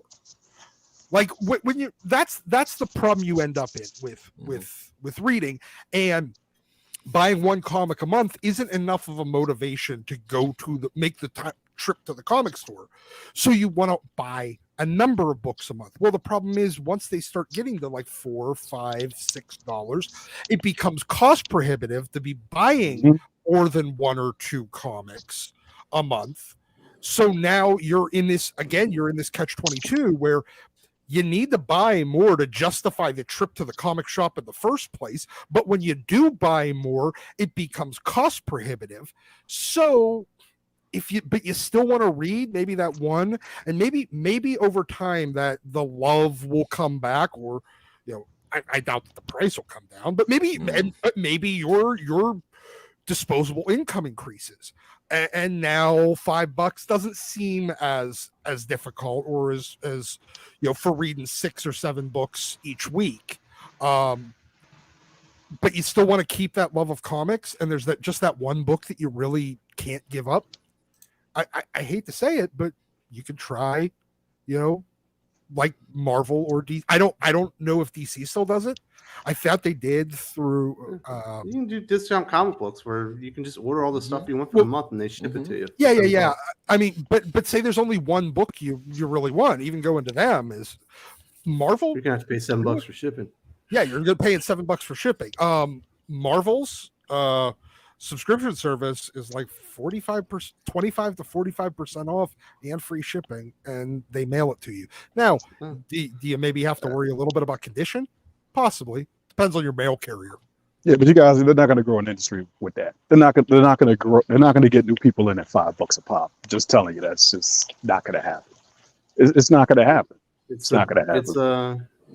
It's a hurdle to overcome, I believe. And I think it's the really big one that's staring them in the face as they continue to increase their prices. And if they think something will actually sell, obviously with Ultimate Invasion, they went up to $9 on the #1 issue. Which a lot of the retailers said wasn't good for their shops. Non-readers come in with impulse buy prices. Impulse buy prices are under $2. I'm just telling them that right now. I mean, the best you can hope for, and I'm pretty sure max $250. No, I'm pretty sure Yule's going to hate this idea. Is guys, is you have your comic with all your variant covers, stay with doing your should do, and keep going the same way. But for the story that's in the comic, you have a black and white ash can that's a lower price. So if somebody just wants to pick it up just because they want to get found out about the story, they can get it and it's be cheaper than having to pay the prestige price with the fancy variant cover. That's more work. Do something. They got to do something. That's more work for the comic stores, but I mean, it's cheap to print because it would be black and white. And Brian Hibbs would hate your guts, man. He would hate my guts. I would love cheaper comics. Wait. Yeah, so that somebody could just pick it up and say, "Oh, Spider-Man! I just want to read the story. I don't care about the variant covers. I don't want to pay the prestige price for the fancy cover or anything like that. Just I want to pick it up and see if I like this, and maybe it's like $1.99 or $2.50 or something like that. That way they can pick it up, and if they get interested in the story, maybe they can come back for more." I got to get into these viewer comments. We got plenty of them that have piled up. I have one question. Yeah, I had one question. Yule, how long have you owned your store? Since 2011. Okay, so then it would have been previous, because Gabe's thought reminded me of Marvel's 1990s deluxe editions. If anybody remembers that. The deluxe Baxter paper and everything, Yeah, but now everything is the deluxe edition. Yeah, I know. With shittier paper. Man, we paused the show for that. All right, Lane says, sorry, it's getting up to next 24 issues. Man, that's Spider-Man. I think it's all the way back then. My goodness, not good. Callum says, am I being paranoid about Starfire because I'm sick of being angry all the time and it's worrying me? Stop getting angry. Yeah, stop investing in the characters so much. Yeah. Then you'll be less angry because they're going to do something that upsets you. Go talk to your priest. Go talk to your priest. You're okay. Don't invest any more into the characters than the creators are obviously not doing. That's look, you can do art, you can do story things that happen, but when you totally ignore the character and who they are, and you have a feeling like the person writing it didn't read anything about Starfire other than what they saw on Teen Titans Go or something like that. This is the adult version. Just don't read that and don't worry about it, because every decade we have to worry about this. Don't worry about it. I invest in creators now with my time and money rather than the characters themselves, because you have no control over who's going to be on the character. Every time someone's going to do something that's not good, unless you got the right creator. That's why I'll follow a Jeremy Adams, a Robert Venditti, Jeremy Johns, Jeff Johns do a lot of different titles. Billy Pilgrim. I visited an LCS in Dublin, mostly manga and pops. Yeah, there you go. What could they possibly have? I mean, well, they could have a lot of comic books, but they Dublin could. I mean, I was expecting it to be a great city, but it wasn't as cool as Cork. Wasn't that weird? I assume that these stores are like beautifully curated. You're going to have like the awesome Marvel and DC stuff there. You know, you're just not going to have all of it like we have to deal with here. Yeah. Gamma World says the new Punisher announcement is garbage. WTF Marvel. Oh, is it poor bad enough Punisher. to be garbage? It was just so It's laughably stupid. It's like the Homer Simpson mobile from The Simpsons. It's laughably stupid. It's lazy. It's Yeah, Punisher it wasn't Light. even- That's all it is. yeah. It's just Punisher Light. Yeah. Ugh. Ryan Wilson says, anyone know how many comics sell each month now? I just saw that 25 million comics sold a month during the 40s when the population was half the size. Well, Yeah, but it it's got not. pulped also. All that stuff. We don't know the actual sales that go to comic book shops at this moment. We haven't known since the beginning of the pandemic. There was a time where DC and Marvel were touting some of their individual success stories with sales, but we probably haven't seen any of that in probably 18 months. I imagine they're not really great, especially at the top right now, but I don't have anything to actually confirm that belief. Yeah, I'm gonna here's my secret. I'm gonna let you guys know. I don't usually talk numbers, but Spider-Man's selling all right for me. And like I said, That's number one book in the entire industry. Yeah. So with variant covers, anywhere from 25 to 30 copies. And you can say there's like 2,000 stores, maybe 2,500, and you can do the math there. And that's probably there's obviously stores that order 500 and 1,000 copies because they have multiple locations and stuff like that, or they just like losing money. You know, they want to get that variant I have cover. an online presence. They have an online store, but then there's a lot of places that aren't even really stores, and they get comics too. They used to be a store. They still have a subscription with Diamond, but if you're a paying little Random selection on the House, you can't do side. that. Yeah. So, there are other types of stores, and then those are the ones that aren't buying 25 or more or even less copies of Spider-Man also. But I think that's a pretty good, I always wonder, who are these stores that buy Star Wars droids from Dark Horse in the numbers that you need for, a 1 in 100, and it's just halves and have-nots. I'm a have-not. It's the big chains halves. in Chicago or whatnot. But so 5 years ago, would your top-selling book, would you be ordering around 25 issues? No, my top-selling book was Saga, and I sold a lot of those. A lot more than 25 a month? A lot more than 25 a month. Well, that kind of gives you an idea, maybe. That one I sold probably, at my best, it was like about 250 copies a month. Dang. That was in the big store, but 250 a month.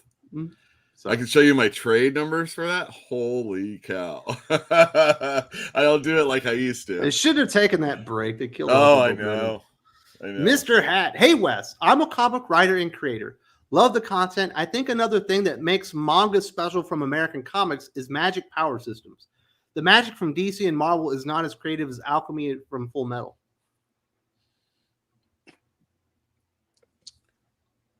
All right, get in here, Gabe. You're the magic man. Yeah, come on, man. Well, what about Zatanna? No, I would agree. So Zatanna's magic is so lame. She just has to speak backwards. Yeah, but every for us. every universe publisher where they have multiple characters in multiple kind of genres of how their powers work and meta or their street level or their magic, DC and Marvel both have the capacity to do lots of magic focused or very strong magic central type stories, and they don't. They're very anemic in both of those areas right now.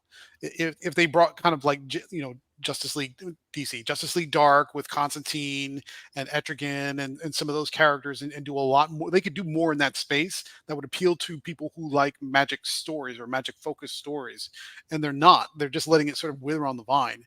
I don't know why they're doing it that way, but there's a whole realm that they could be taking advantage of that would appeal to more readers. Now, I wouldn't necessarily say because they don't do magic, that's part of the reason why they're failing. I'm not ready to go that far, but I would say there's a market that they're ignoring. Yeah, because Mystic U wasn't bad. Mystic U I actually enjoyed. Yep. There's good DC magic stuff, but mostly I would recommend the Alan Moore stuff. Alan Moore, Neil Gaiman. Oh, the Sandman stuff that's coming out right now. If you want a little darker magic and stuff like that, those are some cool things. Detective Boys or Detective. What's the his face? Dead Boy Detectives. Some of the stuff with the Corinthian, I mean, you would I'm gonna just come out and say it's pretty gay, but you would expect that from a Sandman related book. But it's also funny to me that you take somebody like Teenie Howard, who is currently writing Catwoman, and it's awful. But Teenie, from her own mouth, has said, "I like fantasy, D&D, magic systems, and everything else. Why don't you take Teenie and put her on a Constantine book or something like that?" Why would you do that to Constantine? Well, but you pair the content and the character with the writer. You get the right writer for the right job because it plays to their strengths. You gotta do. If you got her at DC, you're gonna have her there for a while. You bring back Amethyst. It's got a female lead. She's magic. I just tried that with Brian Michael Bendis' buddy from Marvel. Yeah, I mean, you got to kind of stick with that stuff sometimes, though, a little bit. Also, you can't just throw it away. Because the Christy Mark stuff was good, and they didn't. I think they could have stuck with that a little bit longer. There is a build to it, Gervais, where they show you how the magic works and what are some of the repercussions, or well, you're capable of this, but this is why you don't do it. And then when you see where they're put in the position that they have to do it, you're like, oh my goodness, this is really going to happen, and what's the fallout going to be? And it does take the long game to end up playing those things out and making them really important. Yeah, when you talk to fantasy writers with their the magic systems sometimes get really involved. I mean, they put a lot of energy and effort to saying, here are the rules and here's how this type of magic works. Magic isn't just magic. You can get away with it, but once you establish the rules, you have to stick with it. And so sometimes it just takes time to develop. But yeah, the fantasy writers, when they develop the magic systems, they have charts and all kinds of blueprints, and this kind of magic does this, and this is how it works. But you have to be really rigid about sticking to those rules, or else it just throws the whole thing out the window, and the readers don't like that. So it's a challenge. But if somebody's really into doing magic writing, let them do it. And the publishers are ignoring that aspect of their universe. Yeah, and I also think with Mr. Hat's, yeah, go ahead. Go ahead, Jermaine. That and when it comes to those magic kind of books, I think what Mr. Hat's point is that the readers are buying into a world. They're buying into a world with very set defined rules and with characters that have to navigate that. And they navigate it through, mysteries and romance and everything else. And that's the appeal of that genre. So I think, yeah, he was on point with that. Tarrant says, with a weak economy and rival market king, there's no faith on either side of the product. Even with an aggressive PR campaign, Big Two don't have leaders. Josh Williamson, more or less right now, is the leader of DC Comics. I mean, say what you will of Jim Lee, he's not the leader. It is Josh Williamson right now. But he wouldn't be my guy. No. Like, he seems nice, but yes, he doesn't get you excited about anything. Not just because of his writing, but just his personality. He was talking up a big game to Sean at the Comics Pro Summit for hours at the bar, about what's coming out, but it didn't work. He forgot to deliver. Yes.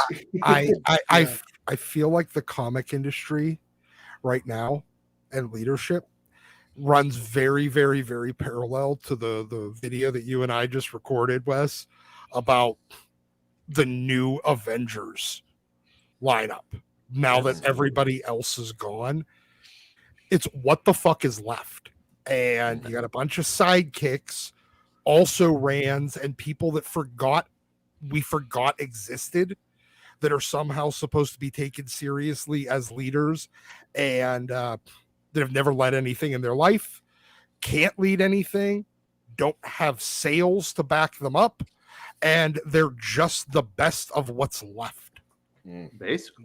Caleb says, if Lady Death isn't your taste, that's fine. But would you invite Brian Polito on here if you could? I would absolutely have Brian Polito onto my channel. He's somebody that I look up to. He's been very successful, and I've heard he's a really nice guy. But I do have a tiny channel. We've only gotten to 30,000 subscribers or whatever like that. Would he want to come on my channel? I don't know. I've never really reached out to him. I have reached out to a lot of people, cold emailed him, and some of them have gotten back to me, and a lot of people have ignored me. So. Does he still have that mullet? No. No, he doesn't have that mullet. He's got the perm? He used to, man. Kind of. He still got the perm. Yeah. He's got the curl. But if it's any consolation, though, I reached out to them recently because they put out a lot of videos. The Lady Death, the Coffin Comics. They put out a lot of videos almost on a daily basis. They don't get nearly the amount of traffic you do, Wes. Yeah. So I wouldn't be surprised if they'd be interested to come on to kind of help boost interest in the other direction. I'll reach out to him. I would absolutely. I always just figured he wouldn't want to come onto the channel. I don't normally see him out there. But yeah, hell, I'll go email the guy. I don't mind inviting anybody on the channel. It does not hurt my feelings when people do not reply or say no. It's something I've gotten used to. Gabe World, excited for more Spawn titles, but wishing McFarlane wasn't writing all of it. Shame Heavy Metal got dropped by Whatnot, but not surprised at all. Well, McFarlane's not writing even Spawn right now. He's writing Gunslinger. Yeah, he's running Gunslinger. Yeah. So he has brought some he talent into scripts. writing. He gets scripting credit, so he's partly writing them.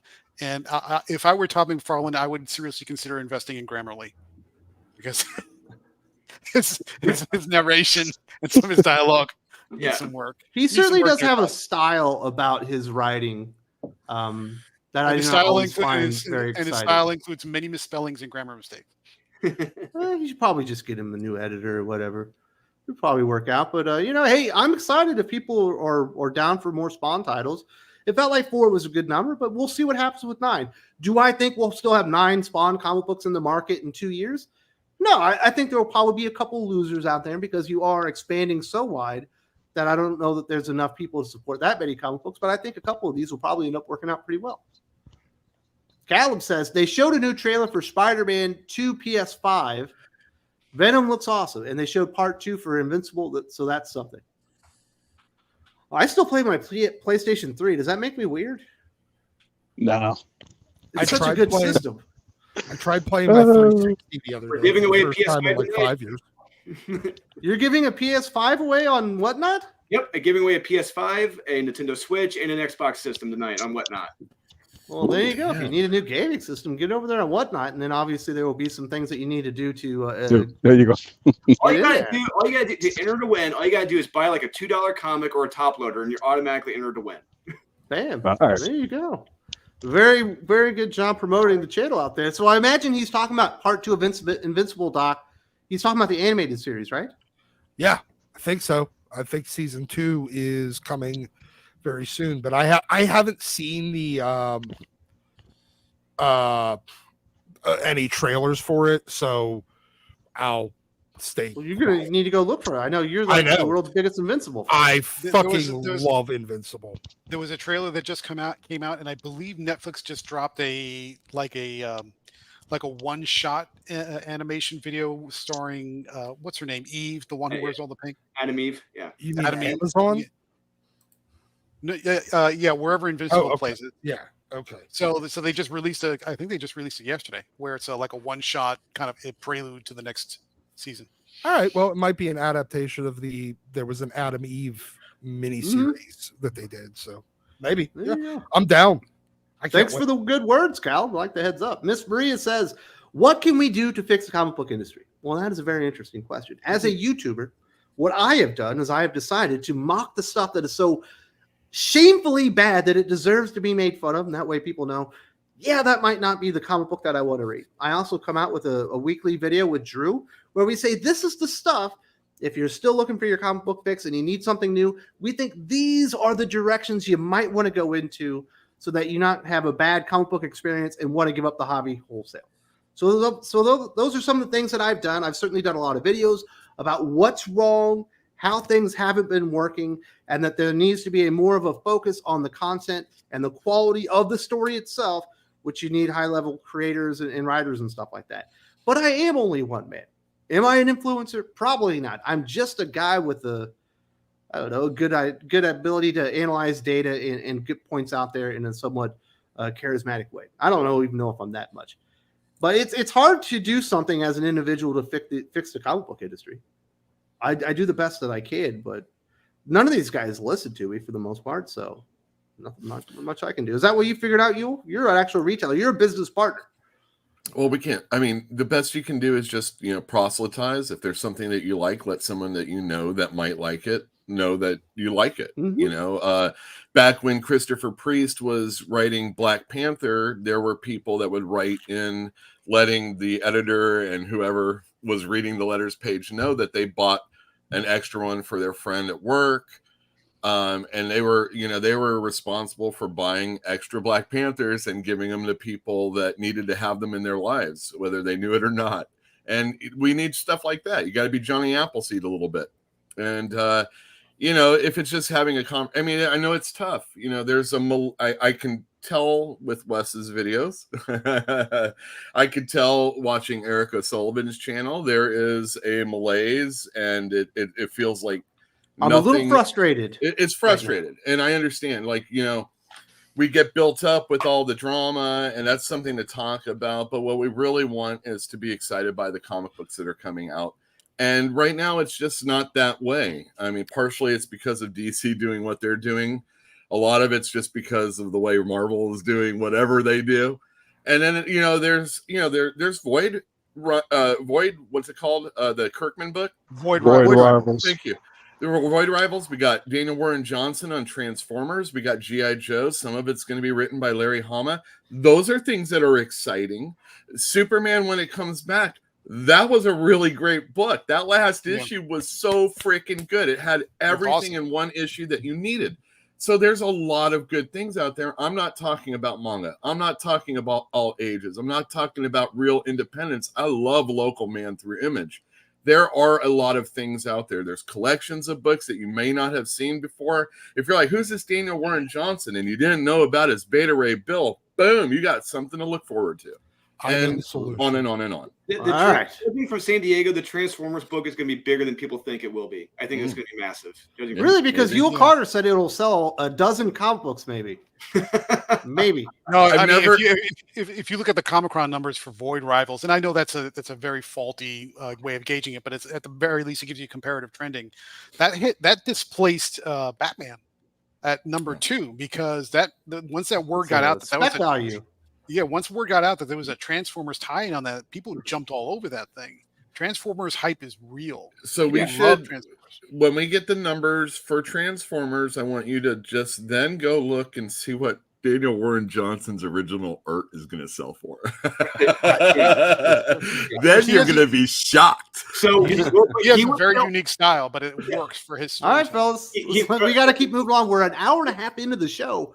And we still got 18 of these to get through, fellas. We can't get so sidetracked. But great discussion there. Chris Vava. Hey, guys, I haven't read Marvel in many years, but decided to catch up on X-Men. I'm reading House and Powers of X, Dawn of X, X-Men, X-Force. I like it. Thoughts? I think you have honed in onto the good parts of X-Men when they first rebooted it. Obviously, House of X, Powers of 10 was amazing. The X-Men series is actually pretty good for about 10 to 12 issues. X-Force was actually pretty good, a little bit longer than that. After that comes Hellions and Wolverine, and I think you should stop reading after those series. For the most part, not a whole lot of quality within that X-Men universe. We will tell you when there's good comics after that because they don't exist yet. Basically. Not really. So there is an X-Men versus Fantastic Four from Chips and Arts. Yes, that's also worth reading. That is definitely must have. But it doesn't matter. So but it's still a good book. It's still a good book. It just doesn't matter. Come on, it like a month later. So, but for the most part, Chris, what you have done is made the right decision, and you were able to hone in on the books that were actually worth reading at the time. Do not read New Mutants. Do not read Captain Britain. Fallen Angels. That was Excalibur. Fallen Angels kind of went nowhere. Don't read any of that. Marauders was bad. But go check out Hellions and go check out Wolverine, and you are going to be happy, sir. I think. And also, pretend that Conan in Hellions is still Psylocke, and that they never did the stupid bullshit with Betsy. He hasn't read X-Men in a while. He knows some things are going to change. Federico de la Casa. Hi, guys. If they kept doing good stories like they'd had old fans and get some new ones, good writers make you love characters. Priest made me love Black Panther. Ta-Nehisi Coates made me leave it. Well, you had a recent experience like that, Yul, where you said last week somebody that loved Black Panther and never gave up on the book finally came in and said, I just can't do it anymore. Yeah, and then he came in and let me know that he knew I was talking about him on the show. Oh, no. I'm so sorry. No, it's great. It was funny. He's all, yeah, I heard you talking about Black Panther on that show, and I'm thinking. I'm all, oh, did I talk about you? And he's all, yeah. And he said, I kind of forgot that I did that. So not only has Black Panther ended, but it started up, and he didn't really give a shit. He forgot he left. He's not missing anything. He actually bought the second issue, and I was talking about how I thought I liked Wakanda nightlife, how it was kind of going on. I thought the art was pretty cool, so he's checking that out again. But yeah, it's a thing. Ta-Nehisi Coates. It wasn't even the Coates stuff that got him to quit, though. It was the Ridley stuff. The Ridley stuff. Oh, really? Especially after those first 4 issues, because it was kind of cool, and then it just exactly. That's what everybody was saying. Yeah, go ahead, Javane. Tell me about it. Was it the colonizer that did it for him? No, it was before that, but it was the first 4 was just like a really good, like almost espionage thriller story. Because Wakanda was going to become democratic. Black Panther obviously had a problem with that. And he was calling all these sleeper agents, and you're like, oh, this is exactly. Cool. And the fact that he was running that program, so it was like, all right, this is all right. And then it just went off the rails. It was the same thing with Christopher Cantwell's Dr. Doom, which started off like as this great like fugitive on the this guy on a run story trying to win back his nation. It was very similar, and then it just about 5th or 6th issue just went south, went off somewhere, and never got back to like that original good part of the story arc. Yeah, exactly. Yeah. I feel where you're coming from, Federico. There just isn't a lot of talent located within DC and Marvel right now. A lot of the established talent have moved out on their own. They're doing, creator-owned books. They're doing Substack and stuff like that. And you're just kind of waiting for the cream to rise to the top. And we've certainly gotten that a little bit. Jeremy Adams has been a revelation. I don't know that we've really gotten anything over at Marvel yet, but Philip Kennedy Johnson is kind of coming into his own. I think Ram V being exclusive to DC is weird, but we shall see. But there's been a few instances where people have risen up to the occasion. It just hasn't happened enough to really make an impact and change the way people are thinking about these companies, unfortunately. Terrence Bernard, leadership sees only widgets, so they don't care about final product or QA. Editorial's delusional, so they can't run the office, much less higher quality. Yeah. I think in a lot of cases they might just, and I've heard this specifically, that they look at comic books as marketing opportunities rather than a real product. Yeah, I think, but that's been the case for a while. I mean, you could say that almost for like the last 20 years, is that comics are just considered R&D. Like they put it out there to see, if there's a taste of something going on, and there's something that can basically be pushed into other merchandising or licensing. But I think even that approach is just like, it's a short term. It just isn't long term thinking. It's like, that's what you're just saying now. It's like there seems to be a lot of books that are out there where, project here, project there. You have like a really great creator doing great stuff. And it's putting all the burden on the retailers, in my opinion, that they have to almost like curate like a brand, if you will, curate a brand called comics. And like, these are the really good books that you want to bring up, but nobody can say, hey, DC's doing something really good right now. Marvel's really popping right now. Image is knocking it out the park. It's like, it's too diffuse in terms of getting people to see the industry as a whole as putting out good product. And especially when you have that mentality where it's just like, well, let me just throw this out there and see if that works. Yeah. Kenneth Dowling. Hello, fellas. I hope all is well. I saw Oppenheimer last night. Very, very good movie. I would love to see Oppenheimer. In fact, I will, but it certainly won't be in theaters. But Christopher Nolan is a genius, and if there was somebody to tell that story, Gabe, it would be him. Yeah, I mean, I'm struggling to think of any Christopher Nolan film in the last 10, 15 years that wasn't at least... Tenet. That's the one that all right, yes. Okay, I haven't fine. Finished it because I was like, God. It is a confusing film. It gets kind of weird and wonky. I get bad. That, but if you're looking at his batting average, he's about like 900. Yeah, he's definitely an all-star. So, yeah, good. I don't think I'm going to be seeing it soon, but I'm looking forward to seeing it. You're going to see Barbie instead because you got the daughters. No, I'm definitely not going to see Barbie. I'm definitely not going to see Barbie. Just not my cup of tea. And if you like it, great. If you don't, that's okay too. You're going to drop the wife and the daughters off while you play video games or something? They're really not into Barbie. They might. I mean, I'll ask them, but Jermaine, you got daughters. Are they going to Barbie? They're not going with me, but I'm taking them to see Haunted Mansion. So that's That's my penance for the week. Haunted Mansion's not bad. You get Eddie Murphy in the comeback, right? Oh no, they're you know, I didn't realize my daughter was a Danny DeVito fan, the youngest one. That's the reason why she wants to go. She's been watching I was like, Always okay, Sunny. Frank. No. Oh no. Well, I watch Always Sunny, so maybe she's sitting up on the staircase listening as I'm watching it. I didn't realize she was up there, but I've been yeah, watching she mentioned Succession Danny lately. I'm DeVito. That's always the reason why looking she around, wants to go make sure see it. My kids aren't walking in like, what F-bombs is this thing? So, Oh, absolutely. I'm glad Oppenheimer's good. I hope it's really good. I can't wait to see it myself. Common Sense. You think all age comic graphic novels should make a deal with Scholastic to expand marketing just like Jeff Smith did with Bones? I mean, DC and Marvel have already done that, and the Scholastic produced Marvel books, and DC books do better than their own.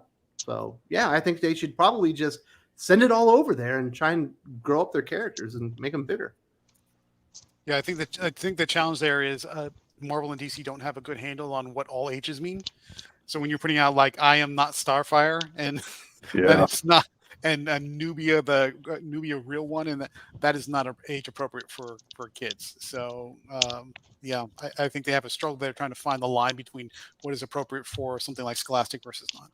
What they should do really is when I was a kid, they were reproducing like giant size X-Men as novel versions for kids to read in Scholastic. And that's the first time I read it, and I loved it. And then I went back and read the comic after that. They should just adapt great stories into the young adult. They should definitely make deals with Scholastic and let them handle the marketing and the curating of the stories if they're not going to create original stuff. I'll put it that way, because they actually know the audience, what they will actually want to read. Yeah, I mean, personally, one of my earliest memories of picking up comics and just kind of falling in love with it, I got those little paperback size books from Penguin that collected like the first 3, 4, 5 issues of Spider-Man and Doctor Strange and those things. I dog-eared the hell out of that thing and I loved it. But that came from Penguin. Hey, yeah, see, like that. So that's the kind of thing that you should be seeing in Scholastic right there.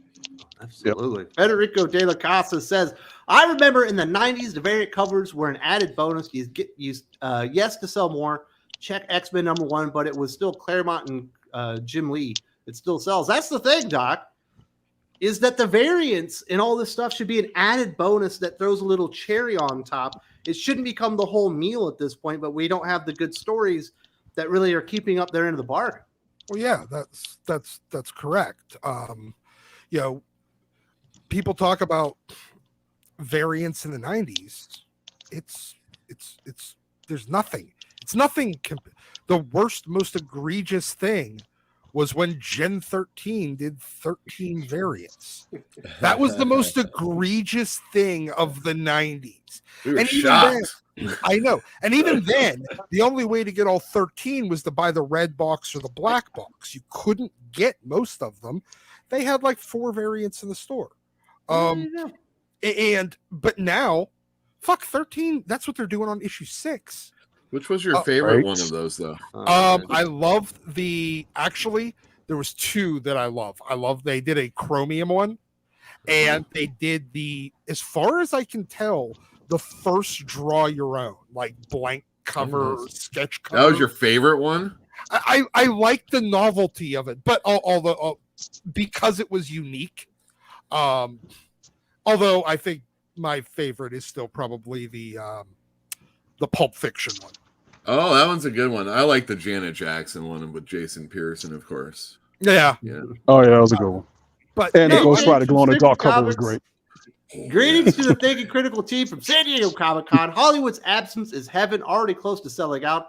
As for Comicsgate, everyone who truly loves comics is welcome. There you go. Congratulations. I've heard that San Diego Comic-Con is the place to be in 2023. It sounds like all the comic nerds showed out and decided to buy a bunch of product there. Aaron, like I said, is going to be on the channel tomorrow. Should be a lot of fun. So congratulations on all the success, sir. And thank you so much for supporting the channel. Kenneth Dowling says, oh my goodness. Thanks again for your feedback from last week. I actually found some street-level super-powered heroes. Power Man, Iron Fist, Hero for Hire, offering hero services for a price. They were PIs too. Oh, yeah.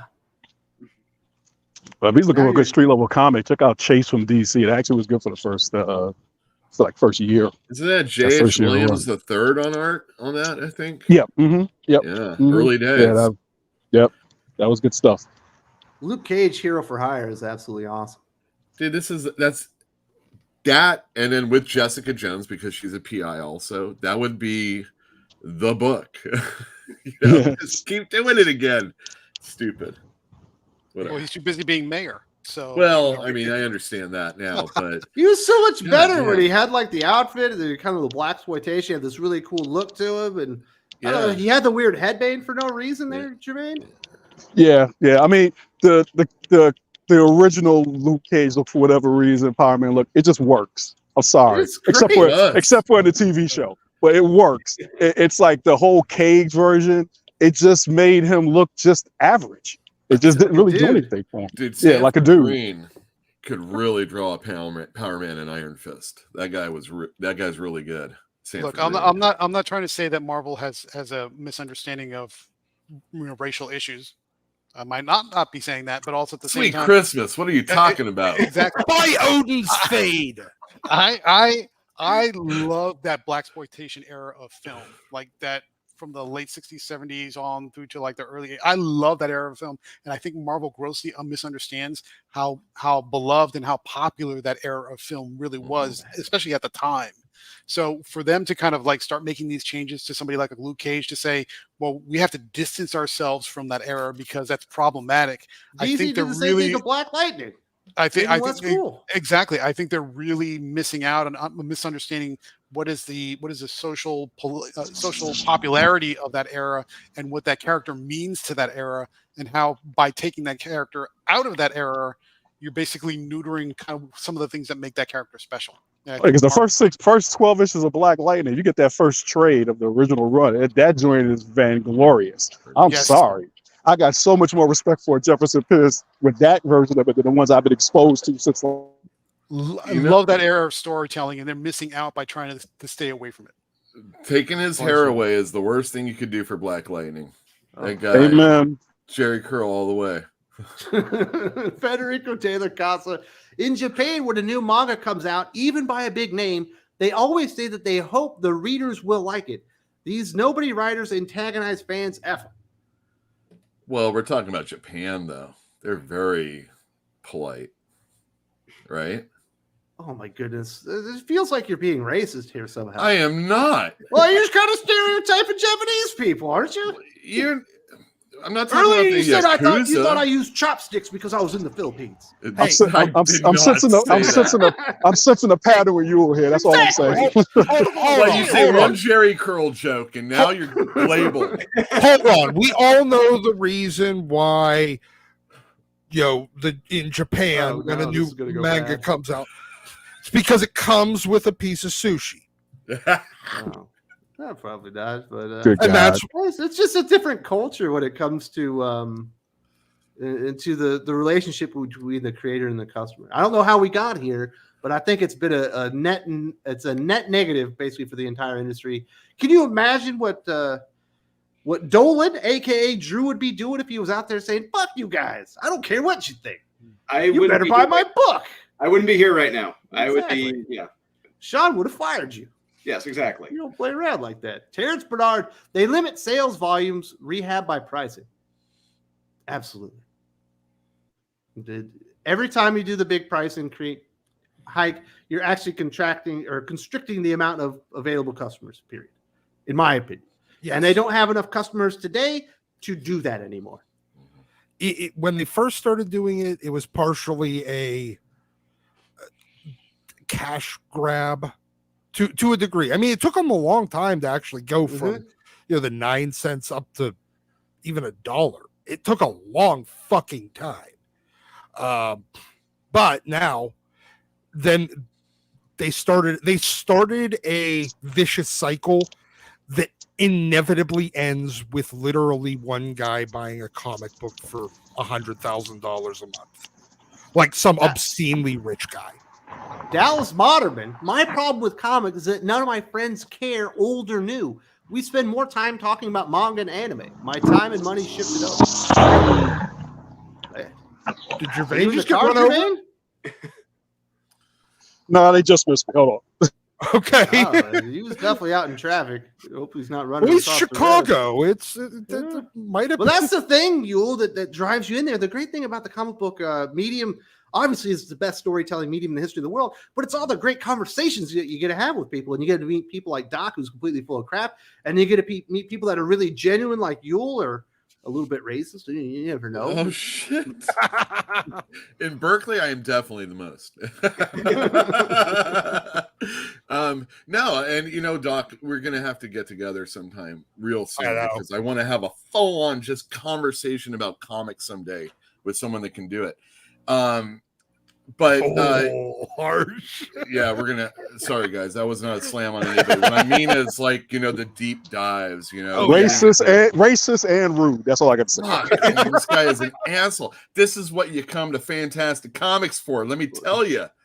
Off-color jokes. We get all the great conversation. We talk about everything, and then ultimately we somehow, regardless of what we're talking about, can tie it back into comic books.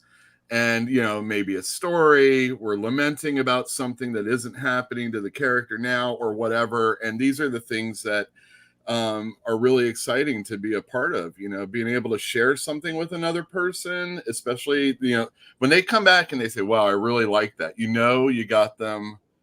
Anything you say next is like they're gonna get it, and it's gonna be and it's not about money changing hands necessarily. That's always good. It helps me keep going, and it gives me encouragement to keep telling people stuff. But it's just there's a camaraderie, and if it's manga, anime, animation in America, or comic books, just bring it to the store and have a good time. I like it a lot. Absolutely. Gamma World wants to know, Drew, any updates on any of your books that you can give out now? Yeah, actually, I got approval last week to talk about a bunch of these. So, Born of Blood, Bloody Whitechapel. I'm waiting to start a second draft on that. Waiting to hear back from Aaron and Joe. Power Hour 3 and Power Hour Experimentations. Both are at the art stage right now. Those pages are getting done. And with Marat Michaels, Naughty Nice The Bridge, it's going to be done soon. Vampirella and Red Sonja. It's going to print now. PDFs just went out. I'm doing a big crossover right now with Marat that's at the current art level. And I'm doing another project with Marat that I can't talk about yet. That's going to be hopefully announced at New York Comic Con. And my self-published superhero horror comic, Unholy Nightmare, with Aurelio Mazzara, should be launching this fall on Kickstarter. Bam. Yeah. This man is absolutely busy. Thank you very much. Kenneth wants to know, he's got a superhero fight, Black Panther versus Deathstroke. The original Deathstroke, when he was first created into New Teen Titans and all that kind of stuff, I think would mop Black Panther up pretty damn good because of his physical and mental prowess, his mental agility, and his ability to react to stuff. Modern day Deathstroke that gets beat up by everybody, maybe not so much. Yo. Yeah. Villains are meant to be beaten. I think Black Panther's a notch above if you look at it that regard. He also has like science and technology on his hand, on his side, but this is a fight to the death. It's not a science off. This isn't athletes. So sorry. Superheroes. I figure that suit has something going on with it. Are we talking Marvel like movie Black Panther, no, or just comic Black book. Panther up until they decided to make him movie? All right, Black Doc, Panther? just pick whichever's in your headcanon and make a decision. Oh, then it's definitely Deathstroke. Thank you very much. That's what I said. Killmonger Black Panther would beat the pants off Deathstroke. That's all I have to say. Man, you are out of your mind. Whoa! See, so we're now 2-2 here. Gabe, whose side you on here? If in comics, the OG versus the OG, I'm going to give it to Deathstroke. Thank you very much. 3-2 in favor of the good guys. The final vote is going to be Drew. What is it, Drew? Oh man, like you said, it depends on the Deathstroke. Which Deathstroke are we talking about here? We're talking about the original one. The original. Where's the fight at? Wow. It's in Cambodia on a bridge over a waterfall. On a basketball court. Oh, damn it. I'm about to be out here as a member of the Black delegation. Yeah, tell me about it, man. Jeez. And by the way, it's OG Deathstroke only because you had 7 Titans who couldn't take this dude down. Let's just remember, OG Deathstroke. Exactly, that's what I'm saying. He never actually got beat in the book. And OG Black Panther was a dude that could fight and had claws. All That right, was let's it. hear what Drew has to say because we got another one of these coming up. If it's in a jungle environment, because I just finished reading a bunch of the jungle action comics with Black Panther, I'm going to say Black Panther has the advantage. But if it's in like an urban city setting, I'm going to give it to Deathstroke. All right, well, you got to make a decision because we're at 3-2. Which one are you going for? I just got done reading jungle action stories, so I'm going to go with Black Panther. Yeah. All right, we are deadlocked 3-3. Kenneth, you're going to be the deciding vote. We couldn't decide. He also wants to know Green Arrow from the first season on CW versus Netflix's Daredevil first season. Obviously, the characters, not the shows themselves, who would win. And I have to give this one to Green Arrow because he's a bit OP'd in that show. And Daredevil in the Netflix show is not OP'd at all. In fact, he gets his ass kicked a lot. Way more than he should for a guy that has superpowers. Yeah. Ridiculous. So That you're guy- on my side. You're on the Dude, that unfortunately, guy is Green like Arrow. physically fit too. Yeah. He beat the shit out of that guy. Drew, who do you got? Green Arrow. And just, yeah. All you got to do watch those segments of him doing the bars. You know, it's like, come on. No one's got a chance against this guy. Javade. Not even Cody Rhodes, man. It's Green Arrow. He's more committed and he's also pretty damn cynical. And I think he's more Punisher than in the whatever that was, that series, Arrowverse series, than Daredevil is. He doesn't have the heart. Yeah, he was more Batman. Yeah, it's Arrow all the way. Green Arrow. It's Green Batman. Yeah. That first So season. Doc, you're on our side here. Yes, Green Batman beats Netflix Daredevil. All right, Gabe, is it going to be 6-0? Are you going with Green Arrow over that version of Daredevil? Well, I'm gonna take the tactical approach on this one. First season Green Arrow was skilled both in close up, hand to hand, as well as ranged weaponry. So and first season Netflix, all he has is brawling. So I'm gonna give it to Green Arrow. Boom, 6-0. That wasn't so hard. Chris 827. Did you see that Liefeld versus McFarlane video? I did not. What is he talking about? Is What? there a whatnot? They He both gets Can a I get a whatnot and he says a whatnot? lot of stuff, but I don't know this one at all. Neither do I. I Did have they not get into an seen- argument at San Diego Comic-Con? Or are they beefing? Or are they friends? I mean, Liefeld talks about McFarlane all the time on his podcast, but His stories are hysterical about Todd. Love it. Yeah. Yeah, not really sure, but we didn't see it, unfortunately. Cobbett says, Mr. Thunderbolt, Dial H for Hero versus Superboy Prime. Superboy Prime. Boy Prime. Superman Prime. Yeah. He can Yeah. punch Superboy reality. Prime can beat Superman. Superman Prime can punch through universe. Prime. Yeah. reality existence. Yeah, exactly. Right in the face. I think we're all on Superboy Prime there, right? Yeah. Yeah. He's not even susceptible to kryptonite. I found out. Yeah, it's over. It's Superboy Prime. Kenneth says the first season of Green Arrow was its best. Oliver was basically Batman, except he was killing people. Daredevil is good, but you can't beat that.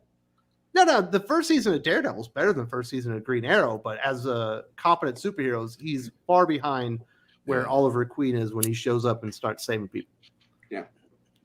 Absolutely. Frank Zanka says, happy Saturday, guys. I saw Barbenheimer. Barbie is not for kids or men. It's PG-13 for a good reason. Oppenheimer was good, though long and choppy. Dude, I'm not going to ask this question. Never mind. All right. Look at that. Control, self-control. I wasn't expecting Barbie to be a movie for men. Call me crazy. That'd be like, When are you going to see Barbie, Drew? As soon as Sean pays me to. Hey. You seem like a Barbie kind of guy. Yeah, but the weird part is I'm hearing that Barbie is also not for young girls either. It is. Yeah, he really says more- for all kids there. He doesn't gender identify that one. Yeah. no, what we really, I refuse to spend more money at the movie theater until Michael Bay makes a Lifetime movie.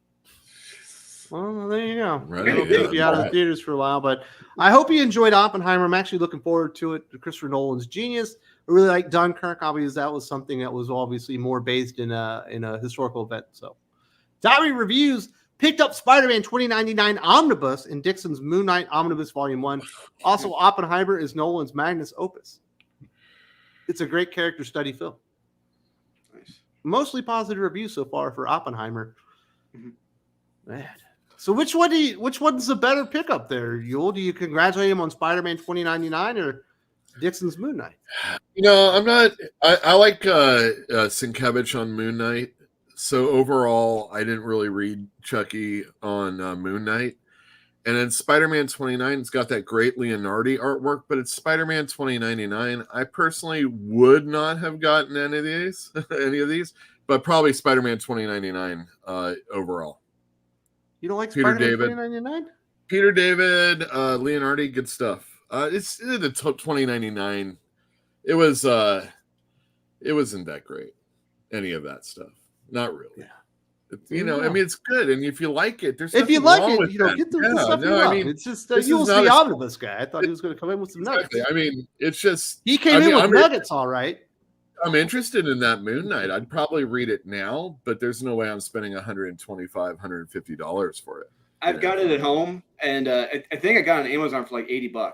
They did their Sal Valletta, I think, does a lot of the artwork, and he's just not that exciting to me. So they really put a lot of on it. the art in those early issues with Chuck they're okay. Yeah. Geddes says, I will be seeing Barbie tonight. Say what you want about me. I like all types of stories, and I like Margot Robbie and Issa Rae. I like Margot Robbie Have too. fun at the Barbie movie. Ryan Gosling is the most boring Okay. actor on the planet Earth, so I will never see it. My goodness. Who is Did you not that? see The Notebook? Ryan Gosling No. is the most boring actor on the planet. Did you not see Drive? He is That's the in male equivalent of Kristen Stewart. Doc, Wow. watch the movie All Good Things, where he plays a killer, killed his wife. He is really damn good in that. Well, just watch anything with Ryan Gosling, and he's really damn Watch good. anything I where watched the best thing wives in are getting Barbie. killed. I've watched a handful of things with him. He is male Kristen Stewart. Damn. Kristen Stewart has no charisma. Yes, neither does Ryan fucking Gosling. Well, at least he's Yeah. apparently good looking. Kristen Stewart's like not even girl Wow. next door. Now we're It's like, rating chicks on this hey, show. whatever. I just thought it was whatever, man. Fine. I'm the asshole of the group. Thanks a lot, Kenneth. You outed me. Galvin says not talking about DC and Marvel. I'm talking about creator-owned all-age comic graphic novels. Make a deal with Scholastic like Twig and Scale and Scout. Absolutely. Ooh, If you want to Scales create a and kids Scale graphic novels. novels, Sure. you should be pitching all of your stories to Scholastic first. Now, obviously, they can't produce everything, and I imagine that's when you start going to Image and stuff. But that's the first place you should take it if you want to be successful.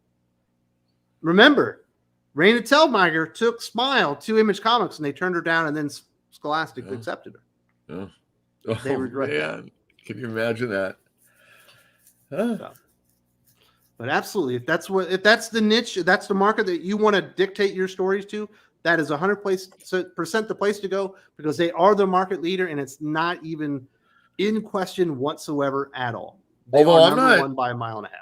I'm not I mean, I don't know any of it, but I don't think like the deals on Scholastic and some of those other companies are necessarily that great. When we're looking at a Dav Pilkey, if we're comparing it to comic books or we're comparing Dad Pilkey Telgemeier, outdoes all sales of DC Yeah. Marvel combined like by 5 times. so like he is probably getting paid a ton of money. Oh yeah. Telgemeier is probably getting paid a lot of money, but Rainbow Rowell, her stuff might not be that good. Although actually I've read of all the stuff I've read of hers, her young adult graphic novel was the best one I've read.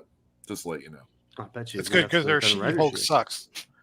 Yeah, well, I'm not a big Whatever. fan, but We don't want to get into the rebooting with the same writer again. My goodness. No, stop. Kenneth says, all comics, Doc. Classic Deathstroke is stronger, meaner. Professional assassin, Black Panther is a better fighter. Deathstroke wins after a long fight. No questions asked, Doc. He's the deciding vote. I don't even think that Black Panther's a better fighter. I think Deathstroke beats him on all levels. See, now, if I'm you just wanted saying the something- Deathstroke that we've seen for like the last 10 years, when even Damian Wayne beats him by himself. Yeah, like it's Damian equivalent- Wayne's son of grandson of the dragon or something like that. Yeah. But look, at the end of the day, they've turned Deathstroke at DC into what they did to Thanos. Craven and Taskmaster at Marvel. Oh, see now Yeah. Taskmaster. Oh my goodness, I don't want to get into it. Yeah, that's we're what I about mean. They've to. done We don't That's have for our There's show. about to be tears on the live stream, and we don't want that. Kenneth wants to clarify: Green Arrow season 1 was the best of its entire series, but not better than Daredevil. And I agree with you. He wanted to clarify. Didn't want us to have any confusions there. Doc, you are you're very opinionated. You don't seem to get along with anybody. Correct. What is the greatest season in the history of television for superhero characters as far as live action? We don't want to go into cartoons. Oh Lord. I may actually have to agree that Green Arrow season 1 was Better than Daredevil?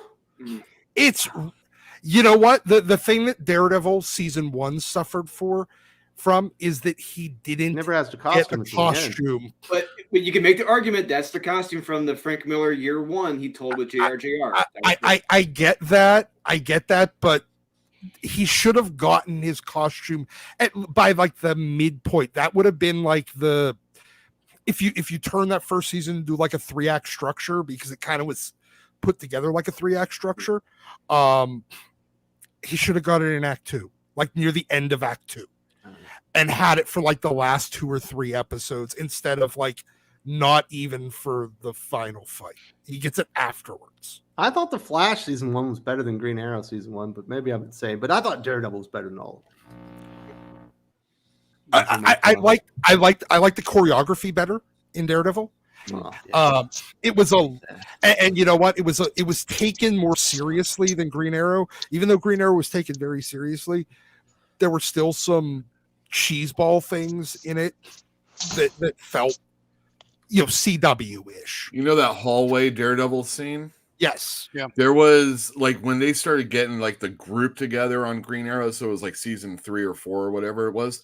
They must have taken like they were like AEW, WWE is like, oh fuck, we got to copy this shit.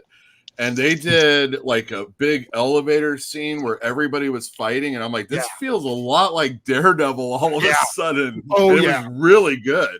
And they did that scene. Green Arrow Okay, season guys. 1 is very good. Honestly, I think I like 2 and 3 better when Deathstroke like was 2 really better. the main Yes. guy. Yes. I think I like Yeah, 2 2 or better 3. than 1. Common Sense says if Mr. Thunderbolt has the power of all dial phones, which power of the multiverse and transforms into Doomsday, he can beat Superboy Prime. No. It's a lot of ifs there. Superboy Prime is like when you used to talk about when you try to tell kids today about what Superman used to be growing up. It was like the dude could juggle planets, okay? And that's literally what Superman was like. Superboy Prime is just the emperor of OP. No, If your justification has to rely on headcanon, you already lost. If you're really going that way, Basically. if you're really going that way, then you have to get the Mr. Majestic, who literally rearranged a galaxy. Yeah. With like gauntlets that were designed to not make the planets. But this is Mr. collapse. Thunderbolt versus Superboy Prime. That's the fight. But I still say it's Superboy Prime. Mr. Majestic shows up and kills everybody. Or you could just get Firestorm to show up and rearrange Superboy Prime's molecules into flower petals. No, he can't do that. Very He nice. can't do Tommy's that. review Organic says, matter. I mentioned last week I got the Crimson Omnibus in Batman Child of Dreams. Batman was very fun, and I'm 1/3 into Crimson and highly enjoying it. Holy crap, you read 1 1/3 omnibuses in a week. That is amazing, sir. Damn. You are very fast. Wish I had that much time. Jeez. Crimson by Ramos, the vampire one. Ooh, Is that yeah. what he's talking about? Gotta be, yeah. Good stuff. There you go, man. I love omnibuses in digital. I do not like them physically because they're just too cumbersome to pick up and read. It's It's not almost good like you're in bathroom the- material. Like what is the Citadel in the Game of Thrones, where you have Oh, to have yeah. like a thing to put it on and hold the weight of it, otherwise no one can pick it up. It's like a reading stand or a pedestal. Yes, you need a reading stand for that damn thing. So I love omnibuses on digital. I think it's amazing though, because it'll take me like 3 weeks to read an entire omnibus though. It takes me a while. Thank you very much for sharing, sir. I think that is going to do it for the show. I knew we weren't going to get past the first subject because there was so much involved in it. I'd already done the 3 videos kind of highlighting a lot of that stuff, but I think we got through a lot of great stuff. Thank you so much to everyone for supporting the channel today. I think we had a lot of fun. Fantastic panel. Obviously, we had our retail experts in here. We had Gervais getting into the market and everything, and it was a great panel as usual. Let's get into our comic book recommendations. Gervais, thank you very much for coming back. I know you got big things planning in the future. We've got a YouTube channel coming up, and you got comic books coming out. Are you going to recommend any new comic books? Oh yeah, well definitely Blade. Always look forward to Brian Hill stuff. Hoping this will be much the same. Going to actually pick up my books today. Power Rangers Unlimited Hyperforce. You'll jump in for this one because I'm picking up 3 this week while I'm going for an $8 one. And then of course Batman Superman World's Finest number 17. That's always a good World's Finest is always a good read. Absolutely. Ken says, I recommend Big Game by Mark Miller. His stuff is what's keeping the industry afloat. I am definitely taking notes. It has been great hanging with you guys, having a wonderful Barbenheimer weekend. Absolutely. Hopefully you got the grill out, you had all the friends over, you had some beers, and celebrated this big weekend. Big Game by Mark Miller. We might be mentioning it, Drew, later when we do our best of the week. Just maybe. Perhaps we will be mentioning that comic book. But you have great taste, Kenneth. And thank you so much for supporting the channel. I'm glad you're back. And best of luck with your comic book. I know you just visited Chicago and done all the research. Who else we got here? We got Gabe from Comical Opinions. He's been banned by DC Comics, or I guess the whole Renegade outfit has been banned by DC Comics. But he's not stopping. Are you recommending any DC books this week? I am. Superman, right? Actually, I've got a list here. So I got a list. So first my off, shameless plug first, of course, Weird Science DC Comics, Weird Science Marvel Comics. Follow us on all the socials. And for me and for everything that's not DC Marvel, please follow Comical Opinions. Your support is much appreciated. We'd love to have you. You follow us, we follow you back. That's the way it works. Okay, recommendations on Marvel. Yes, Blade #1. Pretty darn good. Brian Hill, he nailed it. There's none of that Dracula and the recognized nation of vampires. None of that's in there. This is a straightforward, true blue Blade comic, and it's great. On the DC side, World's Finest number 17. It's the conclusion of the Robot Uprising arc, and it was a heck of a lot of fun. I enjoyed it quite a bit. Outside of Marvel and DC, I'm going to recommend Battle Chasers number 11 from Image. So if you're into Battle Chasers, Joey Mad's killing it right now, and that's a great issue. On Dynamite, I'm also going to recommend Red Sonja number 1 from Torrin Grombeck. And she actually did a great job with that first issue. Yeah. I liked it quite a bit. It wasn't perfect, but it had a lot of that old school flavor that I like for Robert E. Howard stories. I see the faces, but I liked it. I'm also going to recommend Elvira in Monsterland number 3, where she's now going through all the werewolf movies, and I'm a big werewolf fan, so maybe that just hit me right in the right spot. But the jokes landed, and it was a lot of fun. And then last but not least, I am also going to recommend Big Game number 1. You don't have to read all the Miller World comics to understand what's going on. It's a great jumping on point. You can get right into it right away. And the characters just seem like characters if you have no idea who they are. If you've never read Prodigy or Kick-Ass, you still know exactly what's going on, and it's still a great story. Absolutely. Fantastic, man. You covered a lot of good stuff right there. A couple of things that we don't have on our list, but a lot of things that we are going to have on our list when Drew and I talk. Drew, thank you for coming back. Obviously, we don't want to give away all the good stuff, but do you have a little morsel to give people before we head out? I do want to say, tune into the Comics Elite Whatnot live stream tonight at 8:30, giving away the PS5, giving away an Xbox, and giving away a Nintendo DS, tonight. So, great opportunities there. And I'm going to recommend Black Panther Penguin Collection. This is arguably, every bang for your buck in this collection. It is amazing. Some of the best art I've seen in years. Is that a dust cover, or have you not opened it? Hardcover. We've got 5 of them back here. Oh, I was like, I don't think you read that. We're going to give away 2 or 3 of these tonight, probably. Whoa. So, That's we've like got the Captain Americas, the Spider-Mans, the Black Panthers. Black Panther is the best. I've got one at home. So, nice. maybe we'll these tonight. Very well. Definitely check out those guys and support the Whatnot stream. It sounds like they're going to be giving a lot of fun stuff away, and there might be some comic books that you wanted to check out and buy as well. Obviously, we do have the comic retail aficionado himself, the man behind Fantastic Comics, not only the comic book shop, but the exciting YouTube channel. Probably monetized by now, which is awesome. Almost monetized. I need to do some videos, like you said. I know. Or if you ever need some advice, you can come back to me.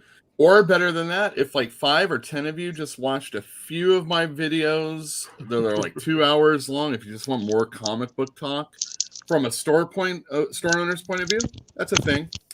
Here are 2 comics and 2 other things I'm going to show you or talk about. Blade #1, I'm reiterating it. It was good. I don't like Brian Edward Hill yet. And the art was pretty good. And the story was really good. So recommended. G. Willow Wilson a couple weeks ago did Hunger and the Dusk with Wild Goose. Chris Wild Goose is the artist. And it's a fantasy where orcs and humans are having a problem with an outside force and they're trying to like get together. And it was really good. I liked it a lot. And I can't imagine a dude being better served to be a fantasy comic book artist than a guy named Wild Goose. I know. Yeah, it was cool. I mean, like at first it's kind of, it's all right, but there was it was good action. I liked the characters. It was pretty solid. Continuing with the fantasy theme, I saw that Dan Brereton not only wrote a story, but he illustrated this one called Swordplay. And so, like, not all of the pictures are. That looks like a book, not a. It is a book. Words? But he does what are you the trying illustrations. To sell on this? There's no pictures. I'm just letting you know it's out there. Dan Brereton is a famous artist that nobody cares about. He did Nocturnals or Nocturne, something like that. And lastly, go to your comic store. With Scott Snyder? No, it wasn't that one. It was. That was. Was that the one with the vampires and the? Yeah, it's all Halloween based and everything. Yeah. Anyway, I never really like his coloring because he uses so many oranges and reds. But he actually drew a Beta Ray Bill, I think, one shot that was like inked by somebody else and colored by somebody else. That one was fantastic. But here we go. Now, at your comic store, they might have some graphic novels or books that you don't normally look at. And if you're dissatisfied with something new, they might have something old. I don't have this one because this is from my PC. But Dick Briefer is an old ass artist who did Frankenstein back in the day. And so when I was being told about this, it was like an adaptation or kind of like a modern retelling of Mary Shelley's Frankenstein. But the deal is like, horror was kind of going out for a while. So then he took the monster version and he made a comic funny version of it. And he did this for a while. And, there's old reproductions of things that you might not know about. Check them out at your comic store because we've already paid for it. And it's just sitting there. And dude, get it. Do us good. Common sense says. But before I forget, Wes, congratulations on 30,000 subs to your channel. Well, thank you very much. It's a milestone. Yeah. You're growing, man. Couldn't believe it happened. I knew it would happen sometime this year, but this is a lot earlier than I expected. Yeah, there's a slight chance I might get to 50,000 by the end of next year, which would be amazing. Nice. It hasn't been easy, but I do appreciate all the support. And certainly, you guys have helped me out quite a bit. Coming on the channel, obviously in the aficionados, but also one-on-one videos as well. And I know you guys have been very supportive, and I definitely appreciate that. So I think it's a big win for all of us. Common Sense says. Superboy #4, Gabe Porter. Uh-oh. Man, we're going to be here forever. I mean, I see where Common Sense is going with that. Yeah, I definitely say that Kenny Porter's Superboy is better than Tom Taylor's. It's Man of Tomorrow, or is it Boy? It's Man of Tomorrow. Man of Tomorrow, something like that. Yeah. Porter's doing a better job with a younger super character than Tom Taylor's doing with a younger super character by a mile. That's for sure. There you go. Did I cut out there while I was talking? You turned into a robot. Frozen. It's the rainy season. I'm lucky I stayed this clean the whole time. All right, Doc. You are the last one. You like to show off your wares. Hopefully you can show some slap comic books and really infuriate Gabe or Yule. You want to take a hammer to him. What do you got? I can. I'm going to. But we'll start out with this. It was a 4-issue miniseries. Psylocke and Archangel Crimson Dawn. I haven't seen that It's in a while. it's a fun mini series. Who writes that? Ben Rabb or something? Ben Rabb writes it. Salvador LaRocca is the artist on it. Ben Rabb, the Joshua Williamson of the 90s. Yes, and Sal LaRocca when he still used inkers before he decided to stop using inkers. So next we got, since I brought it up earlier, Gen 13 #1, but this is the 3D. Yeah. I don't remember which volume of Gen. I think this was volume 2, because the original was a miniseries. Yeah. So, yep, the 3D cover or the 3D issue. Then we have a slab to piss off Yule. X-Men #2. This one's out of my PC, obviously. It's a nice looking book, but of course there's too much fucking glare and reflection. So the book's like 60 years old. Why would you even want to have it? I know, right? Fuck gross. Who needs old shit like that? Toss it. Just right in the trash. This is a 5.0, so I like it. And then finally, we did the first one. We did one of these last week. This is another one of the Pressman variants. This is the X-Men, the adjectiveless X-Men. I think this is number 11. If you notice, it's an all silver metallic ink background for this one instead of the regular one. So we did Uncanny 307 last week. We'll do X-Men number 11 this week. Nice. So this is one I recommend you go and find too. Very nice. I recommend everyone tell Jasper Play 9 happy birthday. Apparently it's been his birthday. He has been playing us in the background. I don't know, hopefully he's nursing a hangover or something, or maybe he slept in. But happy birthday, brother. I'm glad that you joined us. Happy birthday. I think everyone had a good time. This is a great show, even though we got through one topic. But I kind of knew that was going to happen because there was so much involved in it. So I knew we were going to get lost in that one. So thank you very much, everyone. Really enjoyed this. We'll be back here next weekend. We'll see who joins us. Maybe we'll have somebody special. Who knows? I'll see y'all later. More fun and games. Comics.